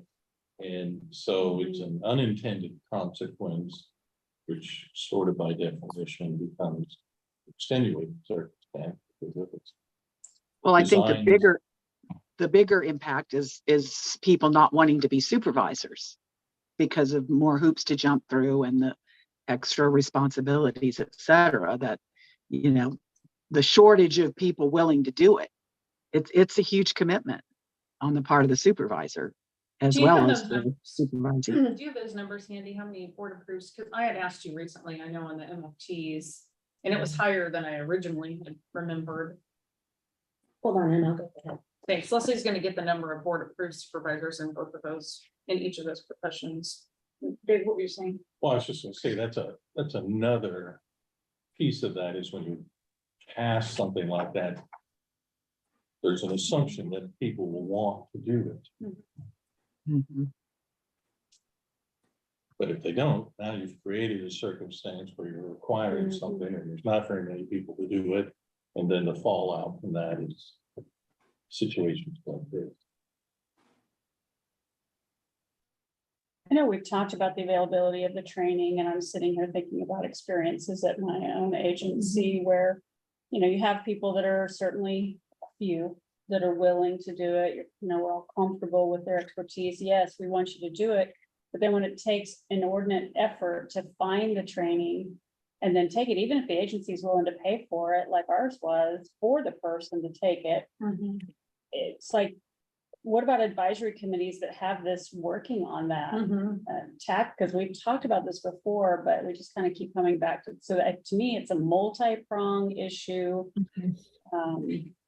That we need to get to some of the source of it if possible. Yeah, and I think there's been some, actually, I've written that down for my next advisory meeting, but I think there, you know, some of the questions or thoughts that have come up is, can the board create training that would be a pathway? And I think I've heard in the past that that's not really the board's responsibility or purview or those kind of things, but I think that there is an opportunity to help facilitate training in those two professions so that there would be an easier pathway Yeah, than what I know exists in the MFT. we spent months trying to find a training, actually reached out to Laura. See if she could intervene with the person who's supposed to be doing it. So it creates an artificial barrier to exactly what we're trying to help people get. Because there aren't enough people doing that. As I prepare to roll off of this board, Your parting my thoughts. parting thoughts is that I think we have as we create, I guess this is just kind of a left turn from where the board has always, you know, operated. We're going to create legislation that demands these things, then we have a responsibility to ensure that there's something there to create it, or we have to get rid of it. Yes. Has to Yeah. be input. And I think about all the attention the BSRB is getting in the legislature now. You know, you saying, hey, we're gonna need two positions, like, okay, hey, we need XYZ now. Workforce, workforce, workforce. It is the deal. And I think it's very reasonable for this office to have an entire other team devoted to some of these issues instead of winging in a prayer on it, because it is important. Because we wrestle with minimum criteria, minimum requirements, and then we wrestle with how do we ensure quality? How do we ensure competency? And I think there is a role that the office could play with that, but you would have to have, you know, staff. You could apply for grants. This is really a budding arena. It's already here, but it's something for the board that could tackle with the legislature's support. It's one of those situations where the intent behind something was really good, right? To ensure that people are trained to provide good clinical supervision, that they understand what they're getting into, that they understand how to uphold the professional standards for that discipline. And yet, you know, there's this gap, that's created. So there are about 130 LCMFT supervisors and about 220 LCPCs. And how many, we should have probably asked you, like how many people would be needing one of those to Right. get to work towards independent level of life?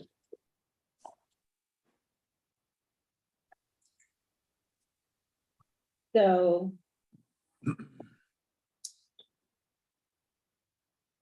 there's 1,021 LPCs. I don't know how many of them would seek clinical license, but a lot of them, and LCMFTs, a lot of them want to go into private practice. That's That would be 5 per supervisor. Yeah, almost 6 to 1. Yeah. There's things that could be done to incentivize. I don't think this message even gets out. Help, we need help. How can we, here's a free training. We'll pay you $50 to take this training and become, I mean, it's not hard. If you just have the right foundation and then you just start looking for the grants and things like that to get it going. You could probably even get private enterprise to help with this, managed care company. It's never been that way.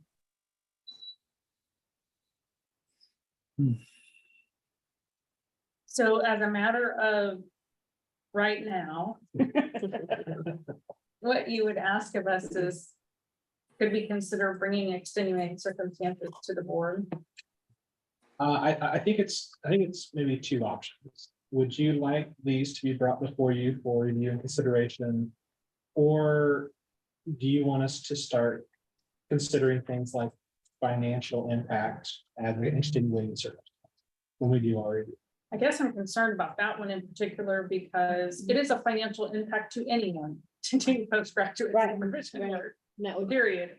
And so that in and of itself is a difficult argument. From an organization or agency, I hear that argument. Why pay this person when I could pay my own person? I hear that argument. I think that's purely financial is a difficult argument. I don't know what anyone else thinks. It's just how I'm thinking about it. I agree with that. But I also don't want to rule out looking at something that has meaning to come before, at least in the short term. It feels like if we do start looking at it that way, we can see some trends and then have a better idea of perhaps some language that could be crafted to direct the staff. Yeah, I It feels a imagine little these shooting are in the some dark trends. right now. Right? These are probably some trends you're seeing, and I think it would be helpful to hear them. Again, I think as a board, we want to be perceived as willing and open and flexible to help people in different pathways. So it seems to me like if they're brought before, it could do all of those things. look at trend and also maybe find some gaps. Do you want us to remove things like the name of the individual and the name of the facility or whatever? It seems like in terms of cost of a very specific number, not just say, well, it's too expensive, because we don't know what that means. Exactly. $12,000, that's a pretty significant number in my mind. That's a specific request. Yeah. I mean, that's when we have received an application for. Well, I mean, you could put some numbers real quickly together, but if you're doing an individual meeting each week or even a group meeting each, just 52 weeks in a year, you can add that up. Right, and it's 1 to 15, so if you're getting more than 15 hours. of that client Then you're getting contact, more. You may need more supervision each week. Okay, do you want a motion on that, or is this discussion good enough for you? Well, it sounds like, if I'm understanding correctly, it's the consensus that you would like us to bring these towards to the board, at least for some time period, to be able to evaluate some of these to establish some trends. Sounds good. And we will remove certain references to the individuals and specific locations, so that way it's more of a fact pattern versus any particular person or results. Or what that person has done.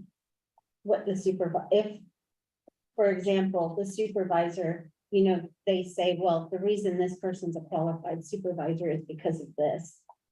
And that, to me, doesn't really play into the extenuating circumstances. It either is or it isn't, no matter how qualified the supervisor is.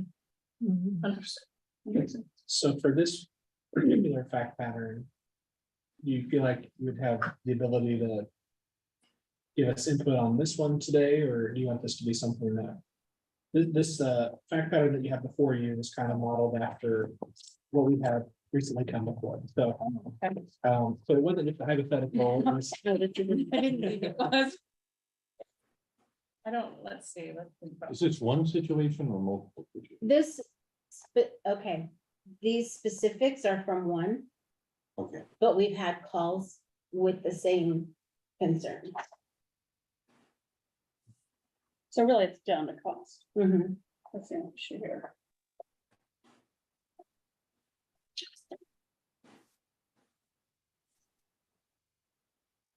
And for those of you online, it's the one page handout that says clinical supervisor from a different profession for LPC and LMO.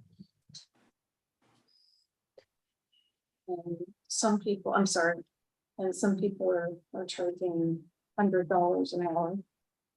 And if they're charging what they're charging for a therapy session, they're Yes, some- charging yes. 150 to 200. That's right, some are Say 200. 200 times 52 weeks. That could be. And then thinking through, if I'm more than a 1 to 15, I have to have additional supervision. I don't think 12,000 is a really unreasonable number. Kind of made me feel for the people that need supervision. Yeah. Right. I think part of the problem is this has been going on forever. Yeah, it has. Yeah, I mean, it's difficult. It's financially hard to do postgrad supervision. It is. And is this the person paid for it? Who pays for this? Well, it depends. If they can get supervision from their employer, Okay, they wouldn't have to pay it. But, and then some employers say if they don't have to pay for the employee to go outside, then the employee would get that extra money. so it varies then. Yeah, So it that- could be in a work environment, it could be, we'll give this to you, but it requires you to stick around for a certain amount of time. Mhm. Okay. But, okay. So I'm looking at this and I'm trying to say, what else do I need to know to make a judgment on this decision? Because I feel like just sort of a quick evaluation. I don't know that I have all, and I'm trying to don't have enough. conceptualize, what are the pieces of information I want to also have? Well, I don't know if this is coming from the applicant or the student, whatever, or, sorry. It's coming from an employer, Yeah, from the agency. right. So they're the ones requesting Another Yes. the option. exemption. a psychologist sent in the application to become a board approved supervisor. Don't understand why they're having to outsource it then. They are, unless he can become Yes, a, so. Mhm. under this section, he can become one, then they won't have to outsource. Oh, I- That's what the approval as Yeah. an extenuating Oh, I circumstance for gotcha. the psychologist to be Okay. either an Yes. LCP or an LMT, a board approved supervisor. I mean, are there? That's maybe why, okay, so I think in my mind right now, I don't have enough information, but I'm trying to also figure out what else I need to know to make a decision. And some of that is the license of the candidate for clinical supervision. Also, I don't know if geography is gonna matter to me or not. So not the name of the organization, but geographic location, because I'm sure there are concentrations in certain areas. Right. I guess my hesitancy in doing this is, this could be such a common argument that I'm really struggling with thinking through some things right now, as you can tell, because I'm having trouble articulating those things as well. To me, it sort of goes down to one or two things. I'm mostly, again, this is an issue in terms of, I think there's a downside to professions getting so siloed, but either you want people to take trainings to be supervisors, and that's what you're looking for, or you're looking for people in professions take trainings to supervise people in that profession. And so what this is asking for is, I'm not a member of this profession, but I'm willing to take the training to be able to provide the supervision to people who have this licensure so that they can get it internally. And so it really comes down to that, how important is it for those groups who require this, that it be their profession doing this? And if that's true, well, then you gotta figure out how to get your members to step up and be available. Well, thank you for saying that, because I'm thinking about the MFT advisory committee, and this was very important, or we wouldn't have brought forth that to be a legislative change. And I can hear some of the members' importance of, MFT as a profession that, is distinctly different than other professions. So I think your point is well taken then. Of what are we, what is this an evaluation of, and do we think we can even make that determination? Mary, I have two questions. One, so let's just say in that scenario, me as an LSCSW, how easy would it be for me to even find a training like Deb was referencing? And then my second question would be, since your advisory committee worked on this so hard and diligently, would you want to take this back to them and get input and then come back after that? Yeah, two things, Andrea. First of all, it is difficult to get the training. The training was highly modeled from the AAMFT standards of training for their designation of approved supervision. And that is a very complex and detailed approved supervisor training. I've taken it. I know how detailed it is.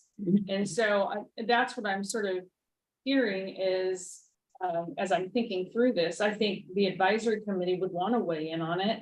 And I'm listening to Dave Anderson's point that then maybe there is an opportunity to step up. It has been discussed previously in our advisory committee. And I think our sense is that isn't the responsibility of the BSRB to provide that kind of training. So I think there's a lot of things that could go back to advisory committee, at least on the MFT side, that could help this conversation. With this, right, and with that data about how many people are going to need this. It's one thing to think about it in a theoretical perspective. It's another to say, so here's the issue now.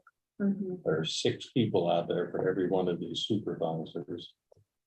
And what we're hearing is it's difficult to find these people and or extremely expensive. And so have we created the opposite of what we wanted, Mhm. which is now fewer people getting supervised and being able to become licensed because of this bottleneck. I wonder if there would be some benefit to going back to the licensees or that are already licensed at the clinical level and surveying why they don't want to be supervisors. Find out what the barriers are, because you could jump through a whole lot of hoops and rework this and figure, and then still have nobody willing to go through the training and become supervisors. I think that side of it is pretty important to look at in trying to remedy the problem.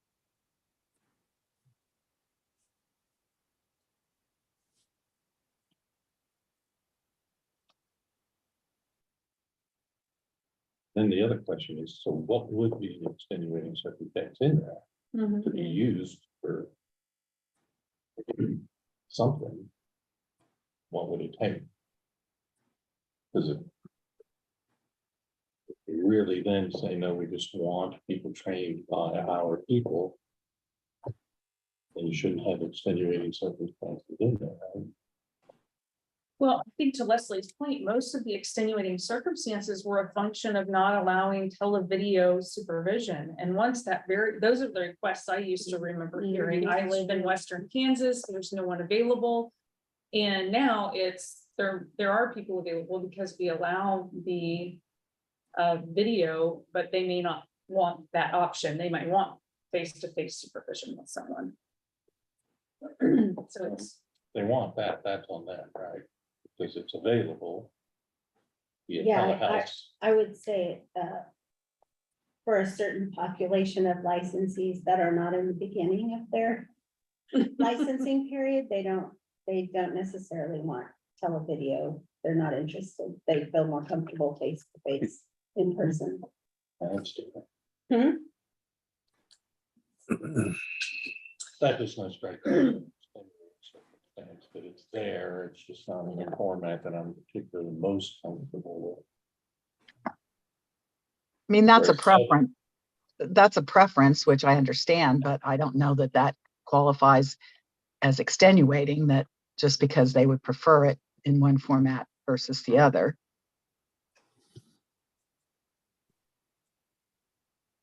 So, David, I'm not prepared to give an answer on this set of circumstances. I don't know if anyone else on the board is, but I don't feel prepared to do that. And I'm not even sure of what I would want to know to make that judgment. But I do want to have this discussion with the MFT advisory committee. And have them weigh in, and I don't know if professional counselors feel like this would be an opportunity to have this discussion as well. No, I'd like to do the same thing with our committee. In the meantime, this is not really a new issue, because you have had these before, Leslie, is that correct? And you just say no? Well, it's based on availability. Yeah. Rather than experience. It is now. So my recommendation is to kick the can down the road a minute and gather more information. Well, and it sounded like some of the items you might want to know is what license are they pursuing, and then the geographic location as well. I think those are 2 items. I think we can bring more facts with still being able to say that these are not the specific people involved in specific places. Do you all keep a database of like those people who are board approved supervisors? Is that available anywhere? Yeah, they just have to fill out the mailing list request form, and we will send them an email list of everything, of all the supervisors. And then they could shoot out an email saying, I'm looking for. Mhm.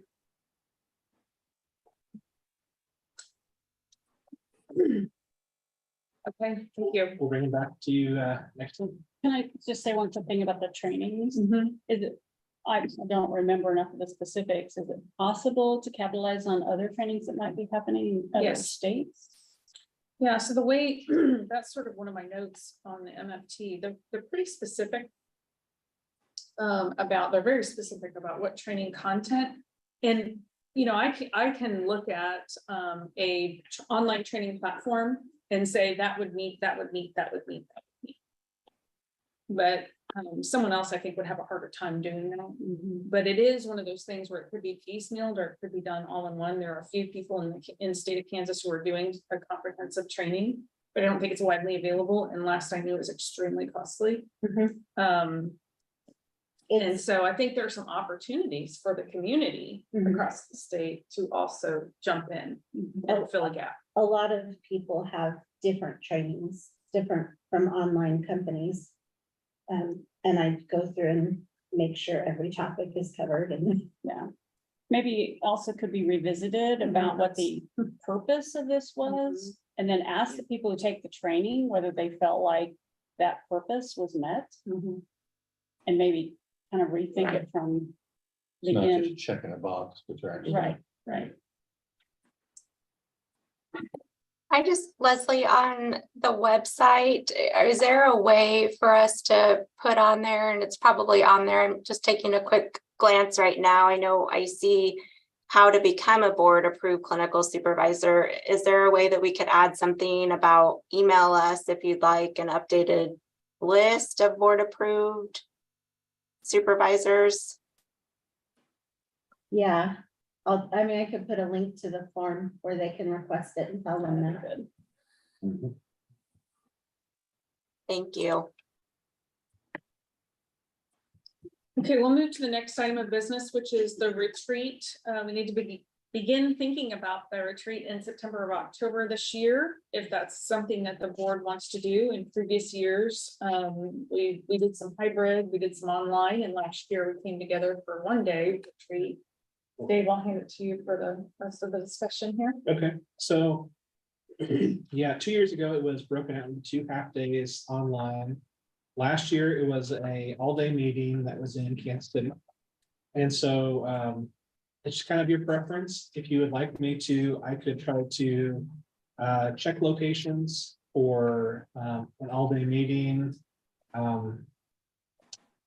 Potentially at the end of September, sometime in October, I could send out a poll to see when board members are available for that. Our budget is due to be submitted in mid-September. And I think there is a conference somewhere around that time too, for one of the professions, but we could definitely dodge those types of items. And this year, the budget submission is not as complicated as it was last year, because you have to put together 2 new budget years. The following year, you put together revisions to those budgets. So I don't think it'll be as time consuming as it was last year. So, so we can send something out to see board members' availability, but I guess the question is are you all in favor of another in-person all-day meeting? In terms of locations, it sounds like in the past that has kind of moved to different spots at times. And so I was thinking maybe another location in Kansas would be good. I think in person was great. It was really the only time we got to meet each other face to face. I like that idea. I do too. Okay. I agree. One of the places that we had talked about years ago was the Barn Bed and Breakfast Inn in Valley Falls. Couldn't be too far from here. I remember talking to them a couple of years ago. I'll take a look. I was thinking about places that would have facilities, and so I was thinking about maybe somewhere like Wichita could be good as well, just to kind of move it to different places around the state too. But some of this may depend on availability too. I know it's coming up in September and October, which seems a long ways away, but there may be other places that are already reserved. So I could make some phone calls and just check a few different areas and see what's available. But it sounds like there's a consensus for having an all-day meeting in person. Are there any comments from the board about location in terms of varying across the state or? keeping it more located in this area? I was thinking beach, but Well, you're always thinking vacation. the shores of Lake Shawnee or something, We do have a beach here, but there's other places. Okay, well, I will collect information and I'll start looking, and if something looks really, really great, I'll just try to put a tentative hold on it if they will allow me to do that, and then bring something back for you guys at the next meeting in July. But we will need to probably look at dates, everyone's calendar is looks up quickly. Okay, I'll send out some dates too, because we may not know where it's going to be, but that way you can start putting things on your calendar too. Mhm. And our last item of business is recognition of our outgoing board members. We have 3 outgoing board members. Yes, so Rick Steele is ending his first term on the board, and he's informed me that he has a number of other responsibilities, and so while he's really enjoyed his time on the board and it's been very fulfilling, he's gonna need to step away. So he's not seeking reappointment to the board, but definitely wanted to thank Rick for everything. I've worked with him a lot on the Licensed Psychology Advisory Committee. He's been chair of that. And it's just been fun getting to know him and working with him, even though aside from one day, it's all been remote by screen, but he's been a good board member. So wanted to thank Rick. Jonna Norton, she's on the call today. Jonna is ending the end of her first term, and I understand she also has some other commitments and things going on, and so she's not seeking reappointment. But Jonna, I wanted to thank you for your service on the board, and you were also a member of the Complaint Review Committee, and so really appreciated your time. I know that's a lot of reading and a lot of work, but really thankful for everything you did as a board member too. And then wanted to thank Deb. Deb is finishing the end of her second term, and so she's coming off the board. And Deb, really appreciated working with you when you were chair, and then in your other roles as chair of the advisory committee. And but just want to thank the 3 of you, especially I know you're coming off the board, but really enjoyed working with all 3 of you, and want to say thank you. My pleasure. Yeah, and I would also just say, yes. As board chair, I've really appreciated, Rick's not here, but I've just really appreciated his comments and his thoughtfulness when we're in meetings. He brings a great perspective for us to listen to and to think about. Jonna, also, you've done so much on these other committees that I know take so much time. So thank you so much for being patient with that process and getting through the learning curve, particularly with CRC. I appreciate very much your time given. And Deb, as serving as chair previously and having this role, I think you did prep me sort of well for some of the things I might have. But thank you so much. You're definitely the leadership in your field, your respective field, and across the state's been noticed. So thank you so much for what you've done. Thank you. It's been my pleasure to be associated with this office in multiple capacities. Yes, I was gonna say since 2010. Well, actually, you and I had Yes, many that's meetings true. over the years before I ever became part of the advisory. Right, committee. that's true. Yes. It's been a third of my career. Wow. I know you've been invaluable to me. Same here.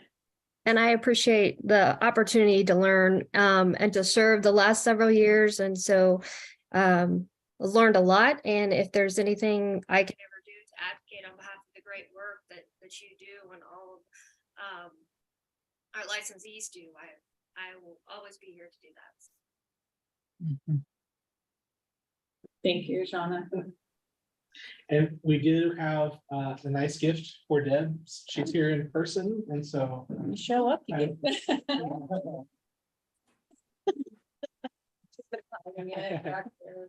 and we also have one of these for Jonna and Rick as well. We'll just be mailing it to them. But since Deb was going to be here in person, we thought we would go ahead and give it to her. Tell me away. Donna. It will be a surprise to John. Go for it. Go for it. They all are. We're gonna look very similar. But yeah, it's just a nice plaque, just recognizing each board member's service on the board and the years they were a board member. And Deb was a former chair, and so when you were here for the last meeting, we gave you a little gavel to note your time as the chair as well. And so But yeah, I want to thank all of you, give you some way to say thank you to all of you, and you remember all of your time behind it.